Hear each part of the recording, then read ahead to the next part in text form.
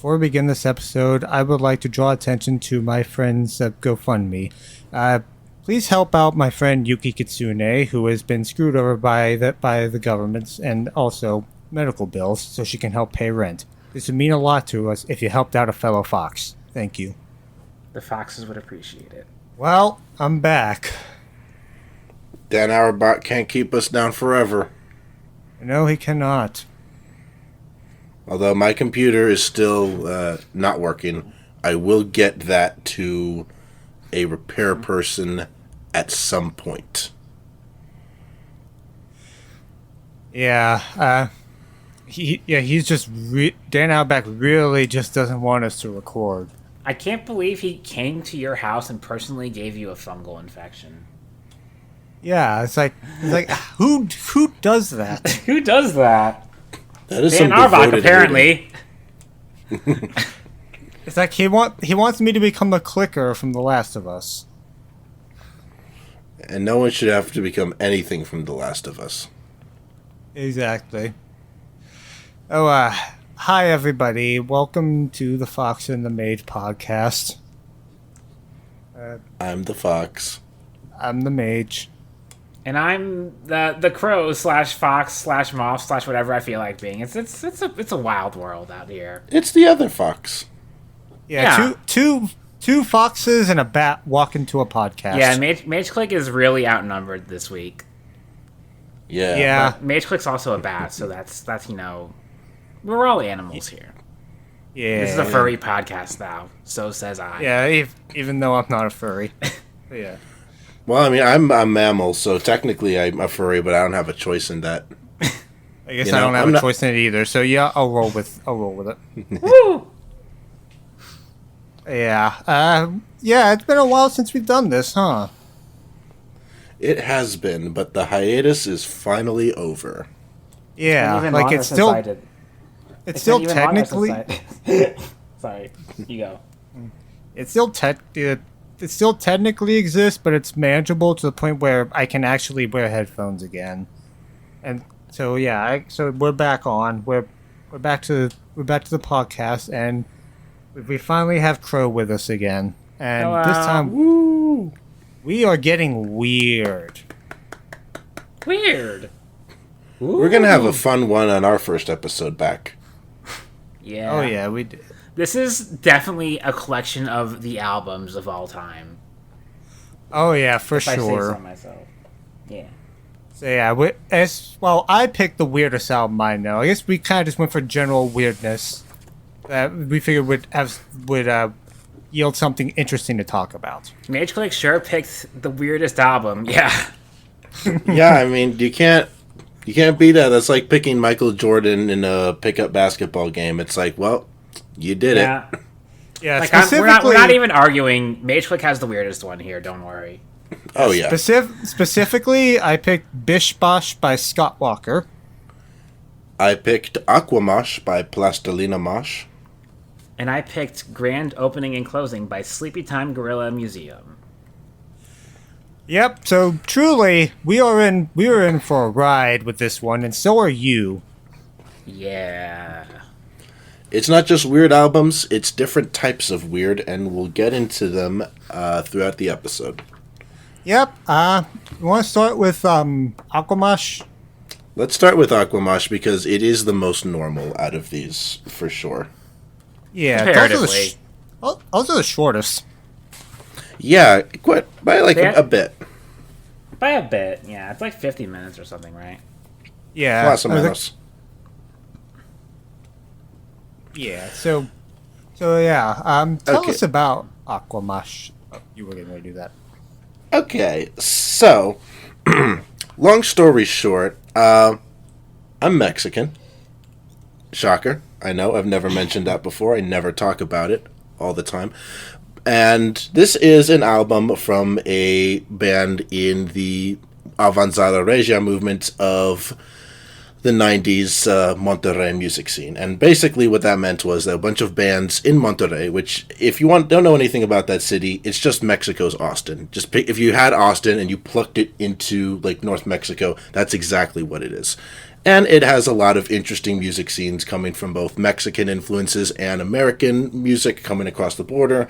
MTV happened, and you get this very fertile scene in the late 90s with a lot of weird bands doing genre crossovers, which, granted, genre crossovers, big staple of the late 90s. But then you add the international element to it, and it creates some interesting work. And this album is interesting to me because I did hear it with some family when they were visiting when I was about 15 years old. So I've known this album for a while, and it did introduce me to some other bands in the scene, but this is definitely the most peculiar. Like, it takes the genre mashup thing to a height that I have not heard of any other band in this scene. So I figured, let's talk about it. Let's. Yeah, I can't really say I've heard anything like this. I can say there's like pieces of this I've heard before, but never together in this way, I would say. Yeah, that's what I mean. Yeah, fun fact about this band, it's 2 members, and they both met at a Walmart playing a Super Nintendo. Nice. That sounds pretty awesome. Yeah, everything I hear about this feels like the most 90s thing ever. So wait, this is Nintendo Core then, yeah. That's what this is. Yeah. Maybe one of the first Nintendo Core. They did it before it was cool. We'll get to it, but there's a hint of weebism on this album. Yeah. Just a hint. Ooh. A little bit. A little bit. I guess I missed it. I did not miss We'll get to it. I know exactly which 2 tracks you're talking about, but we'll get to them. All right, so we've got a lot to talk about this episode, so let's go ahead and get started. The first track on Aquamosh, Niño Bomba. Yeah, I thought this was a cool way to open up the album. I like the turntables on here. It lets you know immediately what you're getting into. It lets you know immediately that you're about to listen to the most 90s thing you've ever heard. You got your rap rock, you got your funk, you got your Latin music, you got your turntablism. It's just a lot of stuff that was like all big trends in the 90s, like mashed up into this one song that just sounds pretty fun. It's just a bop.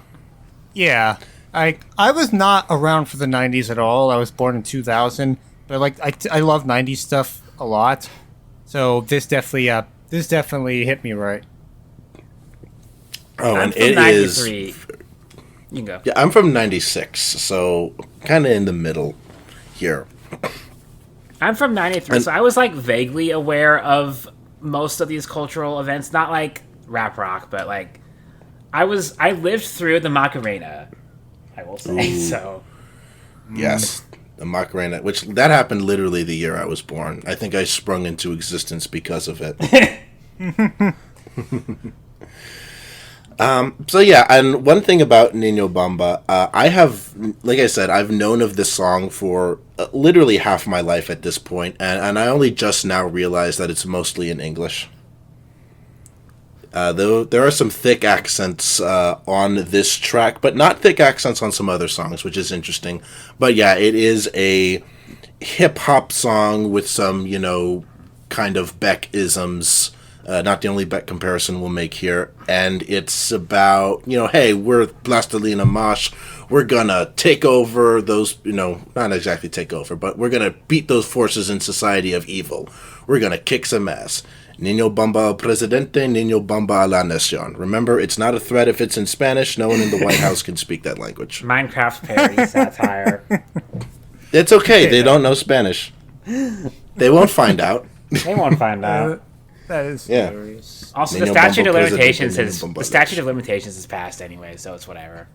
Yeah. Oh, yeah, most certainly. Yeah. They can't get them. Yeah. This was one of my favorite songs on the album for sure. I just can't get enough of the turntables or the baseball organ. The baseball organ is great. I do love, especially in like the last third of the song where, I can't tell if it's like turntables or if it's like Tom Morello type electric guitar meant to sound like a turntable, but it is just, kind of scratching into the air as the beat keeps grinding. It really does, go hard. Yeah. Oh. So yeah, that might be one of my favorite songs on the album. Kind of starting off strong here. Absolutely. I would say, I can't really point to, favorites on the songs. I think just every song is, about an equal level of pretty cool to me for the most part. I mean, that makes songs. It's a very consistent listen to my ears. There are definitely songs I liked more than others. Fair. It is, an oddly consistent listen, I think, for how kind of eclectic this is, for sure. Yeah. Yeah. All right. I definitely have my favorites and least favorites on the other two albums here. It's kind of hard to say with this one. I just getting lost in the fun vibes the entire time. Interesting. As it should be. As it should. All right. Are we ready to move on to track 2? Yeah. I'm ready to get high. Yeah. Well, Can't believe they got Afro Man for this album. He hadn't even made that because I got high yet. I know. That's how ahead of the curve they were. With track 2, just Afro Man. Which I'm pretty sure this song is about kind of watching MTV and then having your mind blown because you're a lame white kid from Mexico, and then you're like, whoa, there's a whole other world out there. And then, when there are lines like, it's a revolution from your television, take my brain out of my head, put it in a jar. Stuff like that. It's about, music and having fun for sure. I could see that. Yeah. I definitely wrote something like that down my notes where I can imagine wearing baggy jeans to this in 1998 and 1999. I also love the siren synths that are kind of consistent throughout this. Yeah, I gotta love siren synths. Yeah, that's just a great sound to the ears. Yeah. Yeah, this one I didn't feel this one quite as much as the first song. I'd say they're about equal. There's a thing I noticed on this album, just as it progressed, not by this point in the album, but by track 6 or so, where it feels like there's a lot of pairs of songs that are really similar to each other on this album. Yeah, the first two are both kind of this groovy, funky rap thing, and the next two aren't that. Yeah, not really. But yeah, I did get I think Nino Bamba, Afro Man, they are very similar songs with very similar kind of energies going for them. But at the same time, I get why Nino Bamba became the lead single because it is more, it's a bit more explosive. Yeah. Afro Man is a little more laid back and kind of dancey song. Yeah, I think that's why I resonate with Nino Bamba more. Nino Bamba is just fun to say. It really is. Nino Bamba. Nino Bamba. I swear, when I was a kid, I would listen to that chorus because it does go so fast. It's a Nino Bamba president and Nino Bamba Landestone, Nino Bamba president and Nino Bamba Landestone. And it's so fast. I could not, a 15-year-old me just could not get his tongue to pronounce the syllables that quickly. That would be I'm still not able to do it. That would have been a simp for me, especially when I was 15 and getting into Eminem, and I used to be able to rap the entirety of The Real Slim Shady. Ah, nice. Sick. Yeah, and honestly, the Nino Bamba hook has become a stim for me because I am trying to learn Spanish and kind of pronounce words a Mexican would. But that's my own story for whenever I do decide to turn on Duolingo again. They're using AI now. You probably shouldn't. Yeah, I was going to say, or better yet, a real program for learning a language. Duolingo isn't real. That owl can't hurt you anymore. That owl is emotionally manipulative, and I don't appreciate it. Pretty sure that owl is just Dan Auerbach in a costume. I can't believe he's doing owls a disservice like that. Owls are beautiful creatures. Don't do them dirty like that. He's dragging the names of poor owls through the mud. What is happening to our society? As I said, we live in a society. We do live in one. An Afro-man society. Yeah. Yeah. I- Se Oh, te sube hang la on. cabeza porque eres afro, Hey, man. before we get to the next episode, I gotta open the door. Nope. So we'll just keep recording. Go open the door. Okay. All right. So yeah, Afro Man. Yeah, I do think that like line about it's a revolution desde tu televisión. I like that, which to me kind of just says that it's about like mass media and the way that changes people, but it's also kind of just a fun, goofy, not too serious song. Pretty much, yeah. Like the vibe I got was like it all goes to your head, like it's an afro on your head or something. I don't know. I'm back. Yeah, that's it. Hey, welcome back. Okay. All right, do you have anything more to say about Afro Man, or should we move on to track 3? That's all I got. Okay, we move on to track 3, Ode to Mauricio Garces. I'd Now, never Mauricio heard of until Garces. this.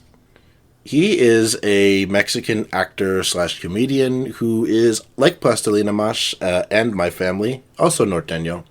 So there's a little local references here. Granted, I haven't seen any of his movies. I only know about that from like previous research I've done. But yeah, he's clearly like a guy that they liked. And Plastilina Mosh, they'd have been known to shout out celebrities. They have a song on a later album just called Danny Trejo. So yeah, now this song is different from the other ones because it is just a straight up lounge Cocktail Nation piece. Pretty much. Yeah. Yeah, it's like if it felt like you took lounge music and then you updated for the late 90s, and I mean that in a positive way. Yes, and those drums, I think, those kind of like hip hop 808 type drums, they really do kind of elevate this into something kind of like lively and springy. Like this doesn't feel like you're at a loungy hotel sitting down. This feels like you're at like a nice bar on the beach and everything's great. Yeah. But I also Yeah. don't have that much to say about it. It is just a lounge Yeah. song.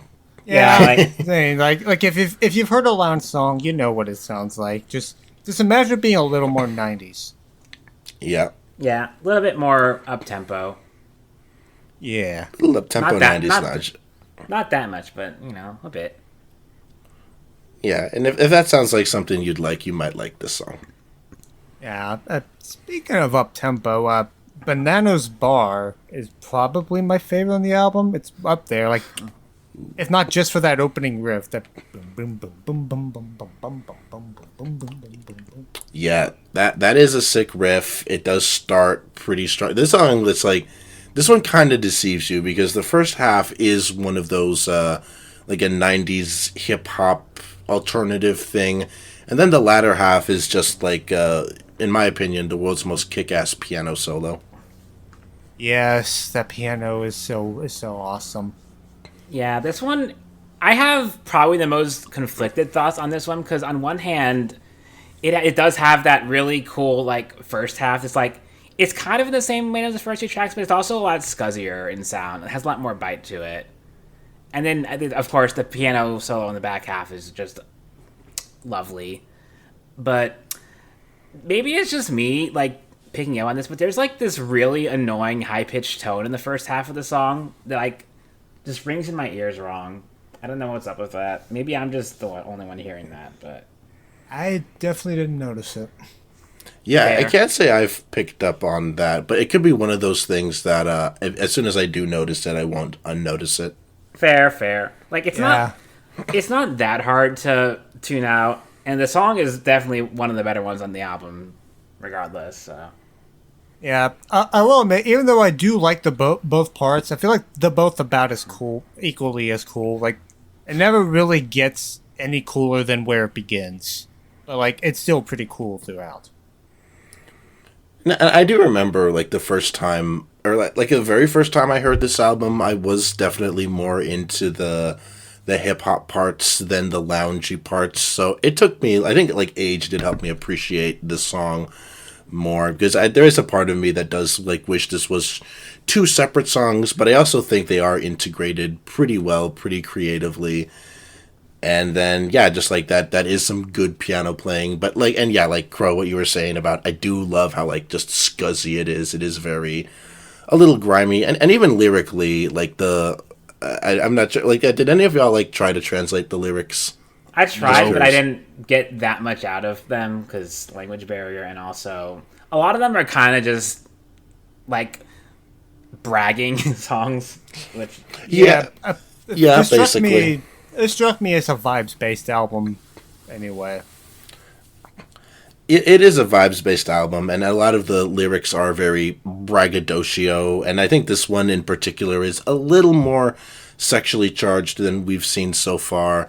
And I will say, like, lyrically, I think one of the big themes of this album is kind of observing masculinity, but like a specific type of like cultural Mexican machismo, and then like kind of lampooning it, but also like embracing it in like a comic sense. But it's like 90s. It's irony on top of irony. Keep in mind these are like Nintendo nerds we're talking about. Singing from the perspective of like these big luchador heroes who are like these big over the top characters. So it's a lot of fun there. Yeah, I figured like there would have been not only that language barrier, like Crow said, but also cultural barrier. Yeah, but I guess it's not that big of a cultural barrier. Like, it's not that hard to understand Bluster. I mean, we're kind of getting that like type of machismo here in America. Yeah. Lately. I feel like you can listen to the songs and kind of know what they're about just from how they sound for the most part. Yeah. Yeah, I think that's fair. Like, I definitely understand that monster truck, what that's about. Yeah. Speaking of which, the next song, Monster Truck. Which, by the way, I do love how Bananos Bar segues into this. Like, the very end of Bananos Bar kind of is the beginning of Monster Truck. Yeah. Yeah. The song is just stupid, and I love it for that. It's so... Everything on this album is really 90s, but this is so 90s. Like, my God. The freaking harmonica that comes in just absolutely kills me. Like, maybe I'm the only one who remembers, like, the mid-90s, like, soft rock bands that all had harmonica in them for some reason. Oh, like Blues Traveler. Blues Traveler. Like that. I want to say Hootie did too, but I'm not completely sure on that. I don't know. We'll ask. Blues Traveler is definitely the one I was thinking of. Yeah. Yeah, I guess I could see that, but that harmonica is really cool. It's fine. It's very sick. Blues riff, and not this. This song is so 90s that Joey Waronker, who was one of Beck's studio drummers during the 90s, did the drums on this song. And I think awesome. A few others on the album, but I can't remember which ones they are. Oh. Yeah, this song, this is one of the English songs, and it is just about a guy with a monster truck, and he's very excited to do things with his monster truck, including destroying TV shows and breaking people's heads. Yeah, like, maybe I'm reading in too deep to it, but it almost seems like it's a parody of American culture in particular, both for the fact that it's, like, the one track that's fully in English, and it's also like, I will come down and destroy you, like American colonialism or something. That's, like, probably reading too deep into a stupid song, but it's probably not wrong either. Yeah, I'm pretty sure, especially with, like, the kind of self-Mexican criticisms, I think this one, it wouldn't surprise me if this one was intended to be at least a little lampoony of, like, maybe not American politics, but like American culture. The way Americans are, just brash and aggressive, and we invented the monster truck after all. Yeah. Yeah. It's like I guess it's like their take on Manifest Destiny.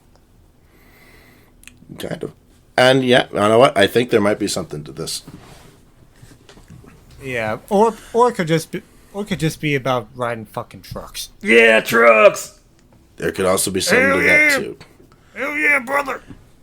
And my monster truck! I love the way he just screams monster truck at the end of the song. Just all.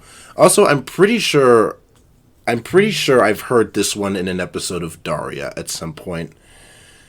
As like one of the little songs they play in the segues between commercial breaks. I swear to God, I've seen some episode where this riff was featured into it.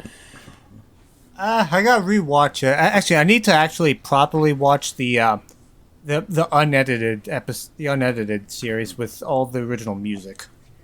Yeah, because it definitely was an original music episode that I heard it on, and that made me wonder. Because, like, yeah, I mean, there were, like, this album was getting a little play on MTV at the time, and like they said, they have like Beck's drummer here, so they weren't complete unknowns in America, especially for that era and that time. All right, that makes sense. Yeah, I think what helps me love it most is that this knows how stupid it is, and it doesn't pretend to be anything else. Yeah, trucks. Oh, yes. It's about a monster truck. You know what they say about big trucks and the drivers that have them? Yeah. They wear American flag undergarments. Yep, they do piss all over that flag. They get little piss knots all over the stars and straps. Just like George Washington would have wanted. So true. Rest in peace, George Washington. Rest in peace, George Washington. You would have loved Plastilina Mosh's Aquamosh. I'm gonna pour out the one for you, George. Do you think if George Washington saw a monster truck, he'd just die on the spot from fear? Yeah. God, yes. Yeah. That would kill that little Victorian child on the spot. Yeah. Oh, fuck. He was like terrified, of those shitty muskets they had in the 1700s that kept trying to kill him. A fucking mechanical beast would just like terrify the fucker. Yeah. Yeah. That's all I have to say about Monster Truck. As do I. Yep. Okay, so we move on to the next track, Encendedor, which is the Spanish word for lighter, as in the thing that creates fire. I figured it had something to do with fire. Yeah. So this song is more or less an interlude. It's like an instrumental. Honestly, like this kind of sounds to me like one of those. Okay, you remember in those Guitar Hero games how there would be like not real songs, but like fight Tom Morello in a guitar duel. So they would just create little like dueling guitar sections. This is what this sounds like to me, like a song made specifically for Guitar Hero. Yeah, they got in on that early before that was even a thing. So ahead of their time. So weirdly enough, Genius will tell you when you have when the song's an instrumental, but this one doesn't even have that. Yeah, it's just not listed on Genius at all. I noticed that. Yeah, and it's weird because like this technically not an instrumental because like there are vocals being spoken, but they're kind of buried in the mix. So, and also they're in Spanish, so I can't really understand what they're saying. But I would love to like kind of know. Maybe if I listen enough times, I can like figure out what's being said. But there's like something to it, and I think that kind of for me, I do like the song. Despite its being kind of like junk food, just because there are those little production things there that keep attracting my attention. Fair. For me, it was this one kind of slid off my brain compared to a lot of that tracks on this album. Like, I just have it in my notes that it sounded like basically just the last track, sans vocals and harmonica, which is probably not quite accurate, but like I'm generalizing. But like, compared to basically all the songs surrounding it, this one was kind of just there. Yeah, I mean, it is. Yeah, it is. Yeah, where I'm at on that. Okay, and from there we move on to Bungaloo Punta Cometa. Oh God.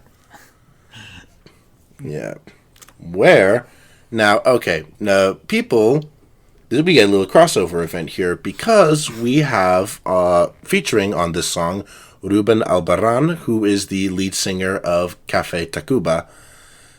Probably the most well-known Mexican alternative rock band in the United States, and he is doing Japanese ad-libs on this song. Oh, wow, that is a lot. That is very layered. Yeah, this is where the album starts getting beyond bilingual. Yeah, they start. Oh yeah, we're going languages into this one. Yeah. Incidentally, Puta Cometa is the name of a beach in Oaxaca, and this is another one of the more chill songs. It is super chill. Very chill. Yeah, it was. It was pretty. It was a nice change of pace on the album compared to the high octane energy of some of the past few songs. Yeah, like I said, every song, most of the songs feel like they have pairs. So track 7 and 8 are both like really chill and kind of like electronic a little bit, if I remember correctly. Yeah. Oh, and they are. And they are, and I do think that and I do like this one. How it admittedly, like, between this one and the next one, I guess I do kind of prefer the next one. This one does, production wise, doesn't stand out a lot to me, but the vocals and like the guest vocals and the Japanese lyrics and the kind of love centric lyrics, this does make me kind of feel like it might be about being in love with an anime figure. That's what I was. Sure. That's actually what I was thinking too. Honestly, maybe not an anime figure, but like an anime girl on a screen. Because like something about digital in the lyrics, if I remember correctly. Yeah, and I definitely get digital from like the production, like of it. So it's basically, this is the song about weaving out, or at least one of them. Yeah, this is the waifu anthem. The waifu anthem, yes. It's about grabbing your waifu and going to Oaxaca, chilling on the beach. Every good anime has a beach episode, apparently. That's not true. Exactly. Now they should have a Mexican beach episode. And go hang out with Ruben Albarran. Do some shit with him. Yeah, I will admit, I don't know which parts were the high-pitched vocals. I don't remember who was doing it exactly, but I did find those kind of distracting to me. But, like, they weren't bad. Oh yeah, the high pitched vocal, though, those would be the Japanese ones. Okay. I just wasn't sure. But, yeah, it was a little distracting. Yeah, and like that's not how like Albarran like normally sings. Like a lot of Cafe Tacuba songs are like normal sounding songs. He just happens to be like an eccentric fellow. Y'all saw that picture I shared in chat the other day. Yeah. Basically, I think he's trying to play the role of the anime girl here, so that's why his voice would be that high pitched. He's just trying to do a woman voice. Yeah, he's a thespian. He's performing. Yeah.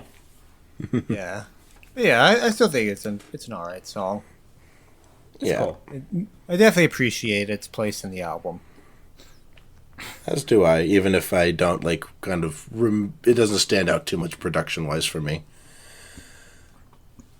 And the next song we have here is the title track, Aquamosh. Aquamosh. Speaking of aqua, I'm taking another sip. Go ahead. Take a sip of that aqua. Mosh. That's some good aqua. It's going to mosh around in my stomach. This one feels like it's the most straightforward production-wise. Yeah. Which is interesting that... You go ahead. I was going to say, it's fun to me that the title track to a very eclectic, eccentric album is the one that's like the most straightforward to explain. It is pretty funny. Pretty much, yeah. Like, I remember I saw the trip hop tag on the Rate Your Music page, but this is like the only song on the album that really like earns that tag, I feel like. Cause like this is just pretty much just a straight chill trip hop song. Yeah, very aquatic. Yeah, definitely. I also noticed that this is the only album you ever reviewed on your Rate Your Music, Foxx. Interesting. Yeah, and I did review it like 4 years ago to tell that story about my family. Most of the time I do just put things in the comments box, but yeah. Wow, the only one. I didn't realize it was the only one I've ever done a review for. Like you did some music video too, but I think that was just like one sentence. Nah, that sounds like something I would do. Yeah. I do love saying single sentences and then nothing. Yeah. Yeah, this was I guess this is kind of trip hoppy. It's like I do love me some trip hop, though. Even though I tend to like female vocals in trip hop. Understandable. We do like our massive attacks and portisheads and whatnot here. Yeah. Gotta have Also- some Portishead. And also Sneaker Pimps. They're like, actually, they probably have my favorite trip hop album. That could be an episode. Maybe. Yeah. Paired with Cibomato. Anyway, are we all done with Aquamosh? I'm good. Yeah, I don't have much to say about it. All right. So we then, on the next track, I've got that Milton Pacheco kind of feeling. Parentheses melancholic mix. Parentheses, melancholic mix, then brackets remix. Yes. Or at least that's what it says on streaming services. When I've tried to look up like kind of the, I guess, original quote unquote song on YouTube, it sounds almost exactly the same. So I'm not sure what's I up think with that's that. just but that's just a bit. Yeah, it feels like a it joke. could be, yeah. I could see that. Especially calling it melancholic mix, even though this is not.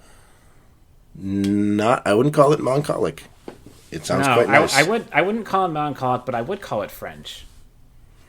It is, yeah. This song, we get some French in it.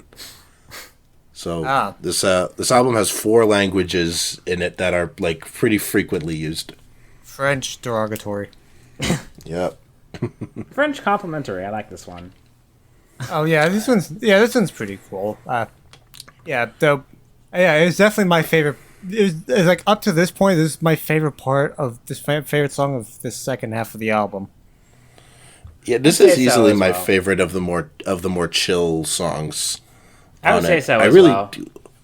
Yeah, I love those like synths that kind of they sound a little bit like they're from an old video game and they're pretty prominent in. They sound like they're falling. It's very grand. It's sweeping. It's very dare I say even like lovely and spectacle inducing. That makes sense. Yeah, I agree. This one felt like a journey, I would say. I wasn't Yeah. ready to die for that journey, but a journey nonetheless. Yeah. Did it sound like a Def Leppard?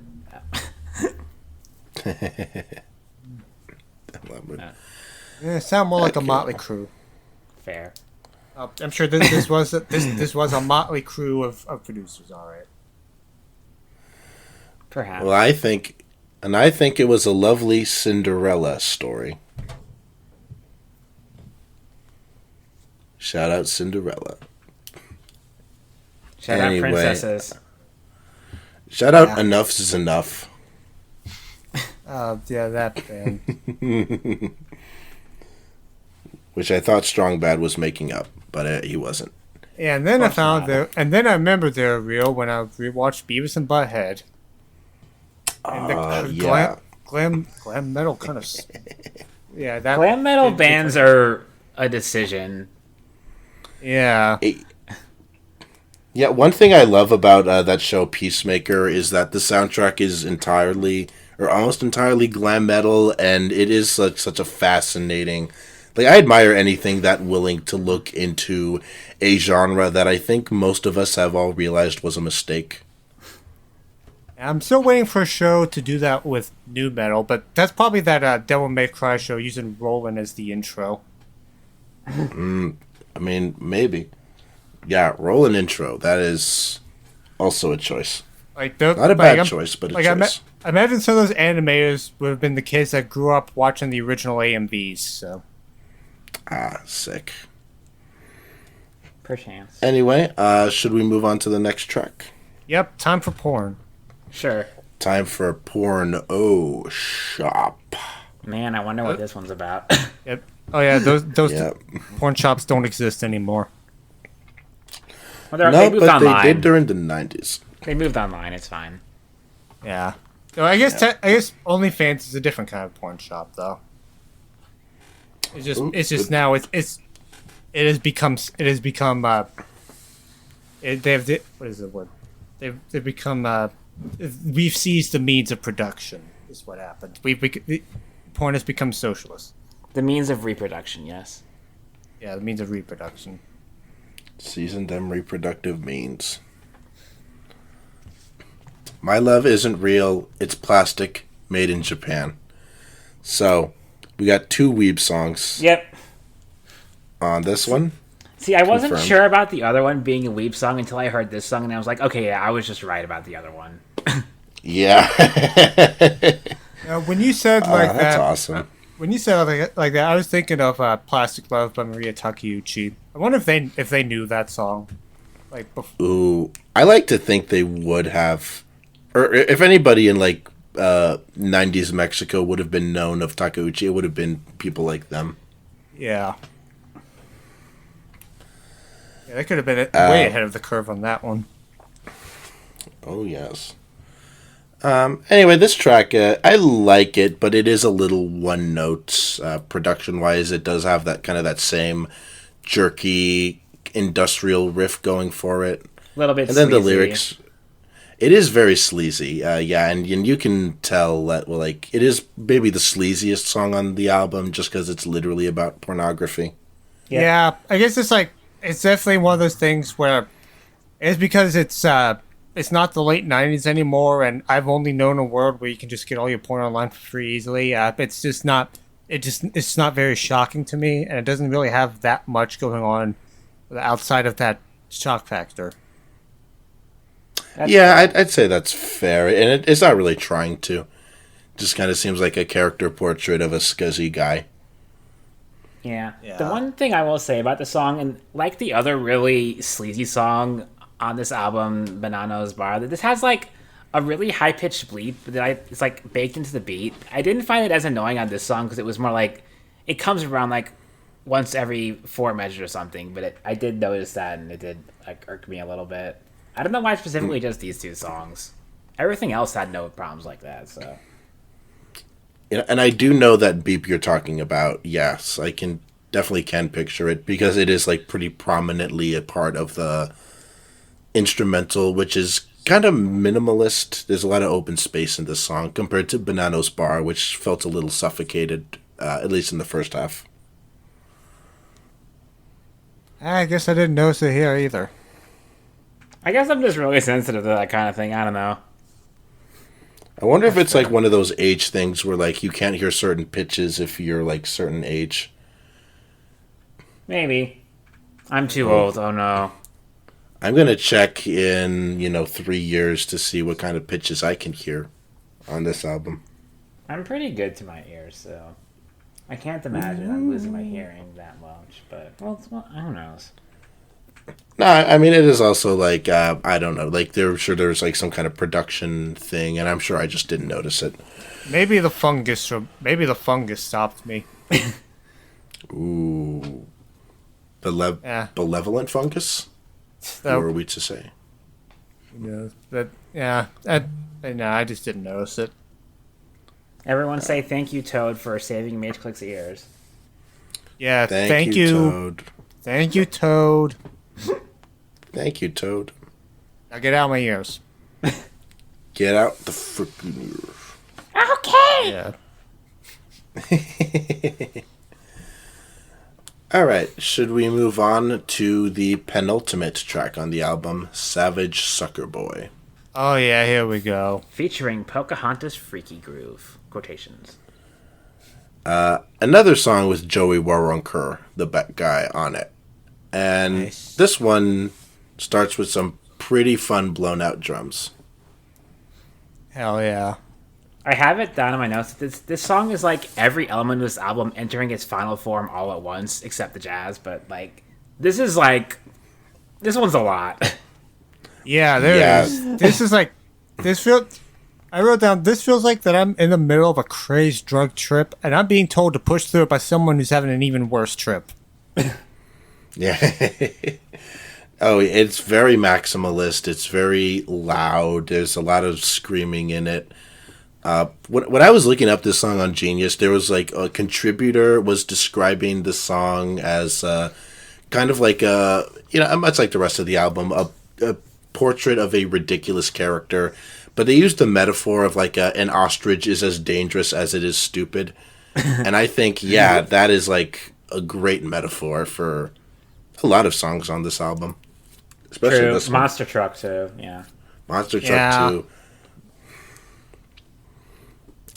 Yeah. I love the carnival screaming they put in this song, like kind of near the end. I love the brass. The brass is great. Like, yeah, this is just, yeah, this just felt like the final boss of the album. Pretty much. I will say there was like this one guitar riff in the song that sounded really familiar, and I could not place it. I don't know. I don't remember what it goes like off the top of my head, but just wanted to see Mysterious. if either of you had any clue or if I'm just hallucinating. I don't know. Okay. Yeah, I can't say it does ring a bell. Maybe it's like a we'll see, because I'm not sure how many of these like are samples or how many are like original bits of music. So it could be a sample, but it be a could just sample. be like a coincidence. There's so many songs. Sometimes songs sound like other songs and they don't actually sample each other. It just happens. Yeah. Prone to happening. Yeah. I did say this is like the final boss of the album, but there's one more song left. That's the This is post game. The bonus boss fights. The boss fight you get after doing 100%. Yep. The one, the only, Mr. P. Mosh. Mr. Yeah, the one that I M-O-S-H. O-S-H. Yeah, the one that I heard before this episode. Same. This was like the first Plastilina Mosh song I'd ever heard, and I was like, "What the fuck? Music doesn't sound like this." Yeah. It definitely doesn't sound like anything else on the album, for one. Yeah. It's actually kind of, the verses are pretty swinging. It's like a ascending and descending beat with some very like screamed, shouted rap things. It's very braggadocious. It's very violent. There's stuff like "I'm going to be your hell. I will smash souls" and stuff. And then turns into a little romance bit in the pre-chorus, and then more harmonica and a very like laid-back bluesy chorus. Yeah. I noticed that the first part of the song is a 12 bar blues thing. Because like I would know that running bass line anywhere, man. Yes. Yeah, that's what, yeah. But I think when it's ascending and descending, yeah, the 12-bar blues bass line is running. It's very prominent in the mix. You can really hear it. And then later on, like in the song, it's wild to me that this is from like 1998. It predates the Avalanches Since I Left You, because it kind of made me think of Frontier Psychiatrist at points. Yeah, you're right. Like, I guess that. This is kind of plunderphonics-y. Yeah. But like even then, Avalanches are plunderphonics in completely different ways from other plunderphonics projects. True. So yeah.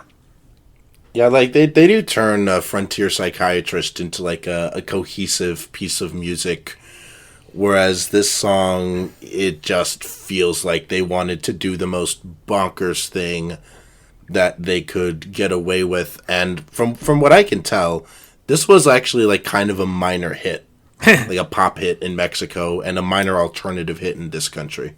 Hell yeah. Nice. So I don't know how like the least accessible song became the most successful, but I consider that an inspiration story. Yeah. Go off, Weird Kings. No soy malo, soy veneno. I'm not bad, I'm poison. Spicy. Yeah. That's the ethos of Mr. P. Mosh. Yeah, I think Mr. P. M-O-S-H. That is like the weirdest thing on. It's just a very nasal American accented voice, like spelling the name P. Mosh during the chorus. That and the thought it was a harmonica have been stuck in my head like the past few days since I listened to this album again. Same. Oh, yeah. It's very catchy. I can kind of see how this is the pop hit because it's really catchy. Oh, I thought- absolutely. I still thought that spelling was just a speak and spell at first, though. Speak and spell sounds a little bit different from that. Yeah, I mean, for all we know, it could. I mean, it might be like a It could be speaking like a spell that got like processed vocally one. manipulated. Yeah. Yeah, it didn't even occur to me that just wasn't an actual voice, but like it very well could be something computer generated. I didn't even I'm think of pretty that. sure it was computer generated. It did sound very like robotic. You know, they could have beat Limp Bizkit to the punch on that one. See, there's so much ahead of the curve stuff on this project. It all comes back Speaking around to Limp spell parts. Bizkit, no matter what. Yeah. Keep Yeah, rolling, rolling. as life always does. Fred Durst, our Lord and Savior. Yep. Yeah. Yeah, that's basically all I have to say about this song. Pretty much, yeah. Yeah, me too. I think it's definitely a song maybe best experienced instead of spoken about. Yeah. Yeah. Like, we can only do it so much justice talking about it. Really. Yeah, I feel like there might actually be a recurring theme in this episode. Yeah. A lot of these kind of like you need to experience this for yourself. Yeah, so basically this whole video can just be a preemptive spoiler warning. Yeah, Yeah, or pause the starting video here and go listen to all three of these albums, and then come back and watch the rest of the video. Or I'll Yes, find I you. will. Yeah. Yes, I will be observing you through your computer to make sure you've done this. Yeah, will and I will be hunt you enforcing down. it. I'm in your area. I know the first 3 digits. I'm in. Oh yeah. I'm in. Anyway, that was Aquamosh. Aquamosh. The seminal Mexican alternative genre mashup of the late 90s. Inspired many others like them to, keep making weird and interesting music Yeah, for a little bit. I can't say I've heard anything else like this. Definitely not. Yeah, even within like the scene that I was referring to, yeah, nothing sounds quite this. Like they all just sound like normal bands, but this one just seems like, like some mad scientist collaborating Damn. to just create the most surreal piece of '90s alternative that they can get away with. Oh, sounds like they succeeded. I'd say. Yeah, they did. Anyway, M. MOSH. Hey, that's gonna be a spin. Yeah. Yeah, it's gonna. It's a fun one. Kendrick Lamar should sample it. Obviously, that's the end goal of this episode. That would go hard. Someone tell Kendrick about this. There's a lot of moments across all 3 of these albums that need to be samples. God. And I think it's time let's talk about the second one.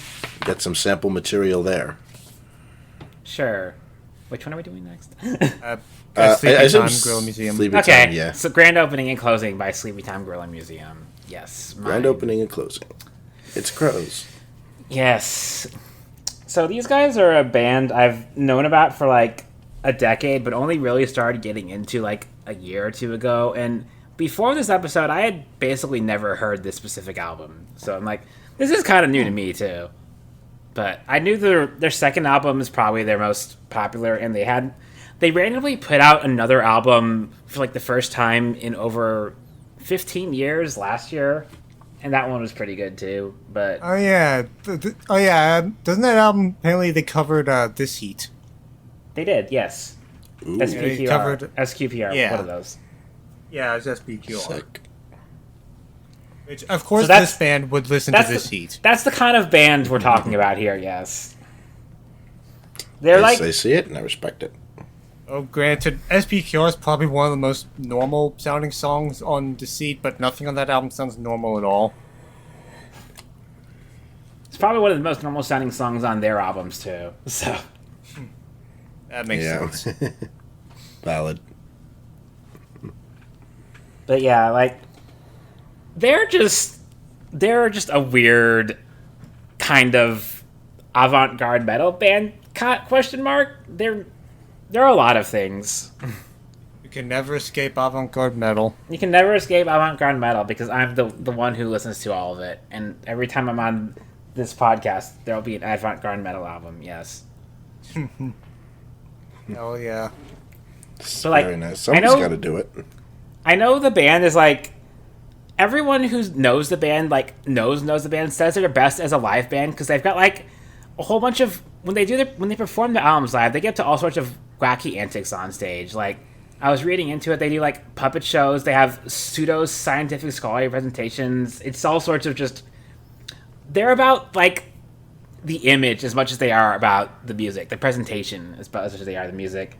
And appropriately, I recently got a copy of this album, and there's like so many wild quotes in the liner notes of this album that I'm gonna have to read off some of them as we go. But Hell yeah. so just so many absurdist sentences that just do not really make any sense out of the context of talking about a fake museum that the band have supposedly named themselves after that never actually existed, as far as I can tell. But Ooh. so the lore is that they named themselves after this museum. I'll just pull a quote out. Like the first one, the one I shared with them already was like, the first performance of the revived SGM was done for the benefit of a single banana slug in an abandoned Newberry's department store in downtown Oakland. Humans were allowed the following night. So we are listening to the world's first snailcore band, basically. Yeah, as it should be. As it should be. Yeah, We're bringing in a lot of chorus of snails here. Slugs are buddies. Slug buddies. The CD itself has like snails on basically every page of the booklet too. That's awesome. So they go full in on the snailcore aesthetic, I'd say. I've heard a slugcore band too, but that's a different thing. Yeah, I don't know what slugcore or snailcore are. They're totally made up things.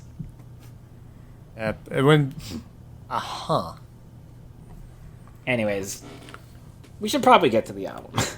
Yeah, so I find it funny that the first song from the first album from a band called Sleepytime Gorilla Museum is called "Sleep Is Wrong." Sleep is wrong. Well, I like sleep. I don't agree with this at all. I like sleep in theory. I don't like actually going to sleep. Yeah, I had a hard time going to sleep last night, and also I ended up sleeping way longer than I wanted to today. Yeah, going to sleep is hard. Waking up is hard. It's the momentum, man. Yeah, I like having dreams, but like that's it.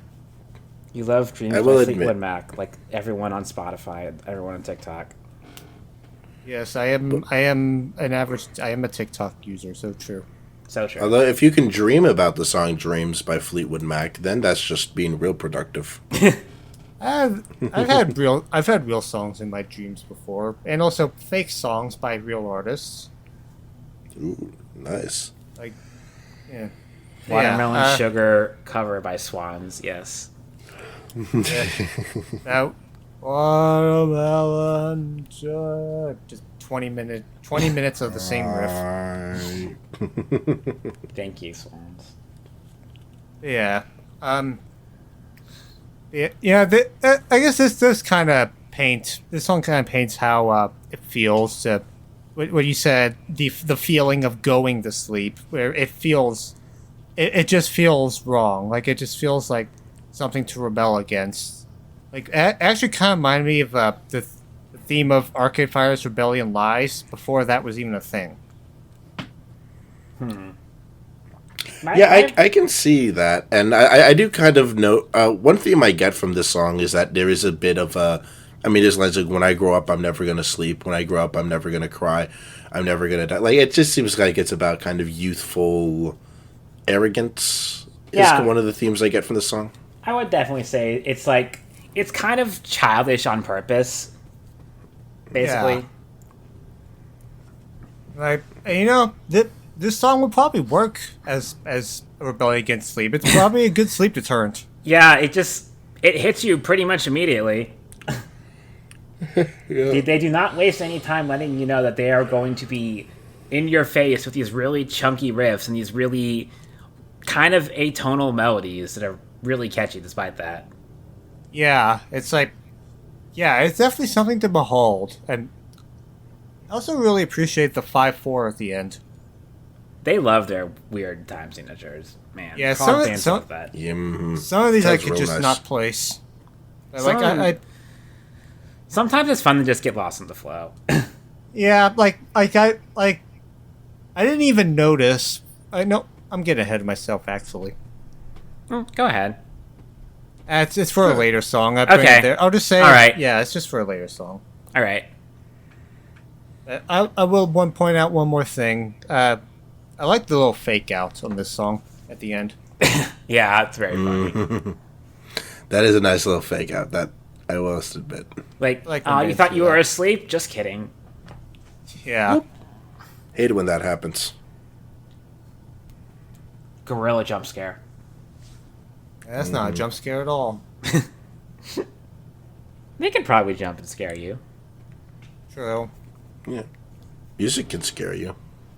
Music Yeah. can really scare you. Yeah, we'll get to that later on. Yeah. The one other thing in my notes, I stupidly forgot to write down who the poem was by, but like they interpolate a fairly well-known poem that I'm again forgot the name of, but then in the liner notes of the song, they lie about like the purpose of the poem, claiming that it was used by mothers to taunt sleep-resistant children. Like it's a poem about dying, but they'll just straight up lie about things all the time. Because it's An funny. unreliable narrator. I love that. Yeah. Like the absurdism is kind of like part of the point of this band. It feels like sometimes. Yeah, I love. Yeah, I was love gonna bands say, I feel that. like one thing I noticed like on Rate Your Music is that this band is, or this album at least, is linked to the rock and opposition movement, which I know they did a lot of. Like those artists did a lot of very surreal for surrealness sake type of things. Like I guess I only really know Henry Cow, and I know Black Midi took some influences from those movements on Cavalcade. But with this project, I definitely got the sense that they were kind of, like trying to make a statement through production that was kind of deliberately meant to kind of capture our attention and subvert our expectations of what like a song is supposed to sound like. Yeah, That's what I kind of got. I actually listened to like the precursor band to Sleepytime Gorilla Museum a little bit. Band called Idiot Flesh, which is kind of got some shades of what they would develop into on this album, but it's also a lot like more comedic, like Mr. Bungley specifically. All right. So there's like a progression, but this is like they strip back a lot of the overt comedicness, but still keep the absurdism that underlines it. And I think that Okay, makes it a lot more effective.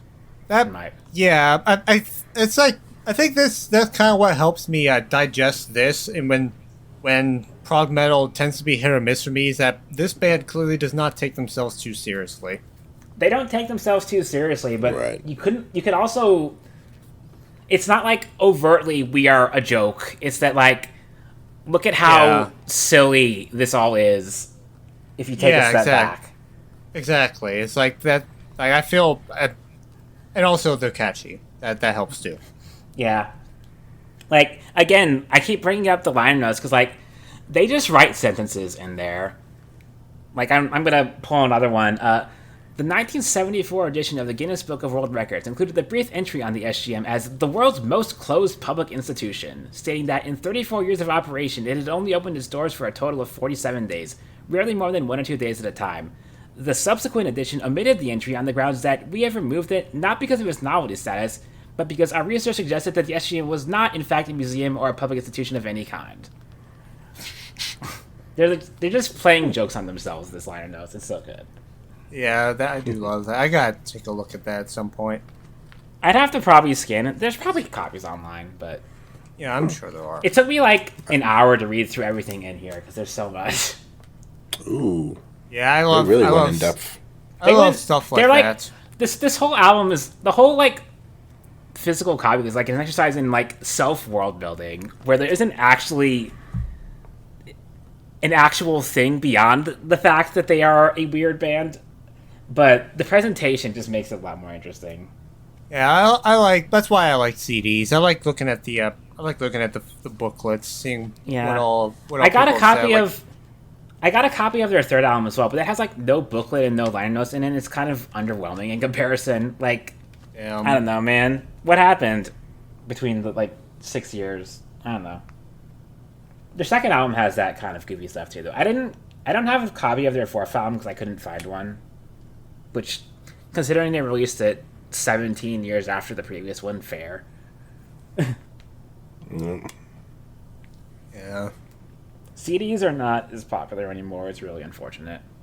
It is. The most Sadly. detailed. I think the most detailed booklet I have is probably would probably be one of the Miles Davis ones. Like, there's a lot of info on like behind the scenes stuff. Interesting. Particularly Bitches Brew. Yeah. Damn, that's fascinating. Yeah. I feel like we've kind of talked around Sleep Is Wrong as a tune a lot, but like, again, you kind of have to listen to it because they're doing a lot of stuff all over this song. Yeah, it's kind of hard to explain. Like, it is. I will specific say, riffs. this is the highest rated one on Rate Your Music, I noticed. It's not my favorite, but like, it's pretty much telling you everything this band is going to be about for like the rest of the album. Like, Yeah, I think this is a really good opening in that respect, as far as like letting you know what to expect for the rest of the project. yeah. Yeah. Yeah, and It's I really feel cool. like I do feel like they keep that up too with the next song. Bugaton! Ambugaton. Ambugaton. I love the reference behind that word. It's just like Hank Williams singing his song "The Battle of Armageddon," in which he just pronounces the word completely wrong, and they just roll with it. That is beautiful. hilarious. I should probably listen to more Hank Williams, to be honest. Like I've heard. I always appreciate a nice Hank Williams reference. And that's the Yeah. only word in the song too. They just randomly shout it in the middle of what is otherwise an instrumental track. Yeah, it reminds me of that They Might Be Giants, that minimum wage song. They just say Never minimum heard that one. wage, and then it's just instrumental, and then that's the end of the song. So true. Nice. Yeah. This one is because it's an instrumental. It's. I don't have as much to say about this as the last song. That's fair. My one take on this thing is that, like, this band's instrumentals, they have a few on every album usually, but they're usually a lot like more like interstitial pieces that are fairly one note. But this one's like an actual like full blown like prog metal instrumental track. It's just like all over the place. Lots of wacky time signatures, lots of random shifts between its different parts. It's just really fun. Yeah. Yeah, it is hard to talk about instrumentals, but I did like this one quite a bit. I liked how it starts off just sounding a little bit like Slint, and then you get like the Bell's Silverware bits, and then it sounds like metal, and then you get Amburgaton, and it keeps going. I really did like it. I really did fuck with this one. It's just fun to shout. Amburgaton! Yeah. Though I will be honest and say that after a while it does kind of just feel like noodling, and it does lose me a bit. It's not the most substantial song on the album, for sure. Yeah. I've listened to enough prog metal that I'm kind of just used to that, but it's not as structured as a lot of the tracks on this album. Yeah, it's neat. It's neat. It is neat. But yeah, I definitely liked Ablutions more. Yeah, this one is also interesting because they also have a lot of these kind of slower cuts on their album usually, and like they're usually the parts of the album where I'm like, okay, time to honk shoe for a bit. I don't really care for this one, but no, this one's actually really good. Yeah, like there were synths on this. They remind me of Radiohead's motion picture soundtrack with how haunting they were. Interesting. Got the See, Radiohead this one reference kind of before reminded this one. me. This reminded me a little bit of the Swan songs that Jarboe sings on him. Yeah, definitely. They're very witchy.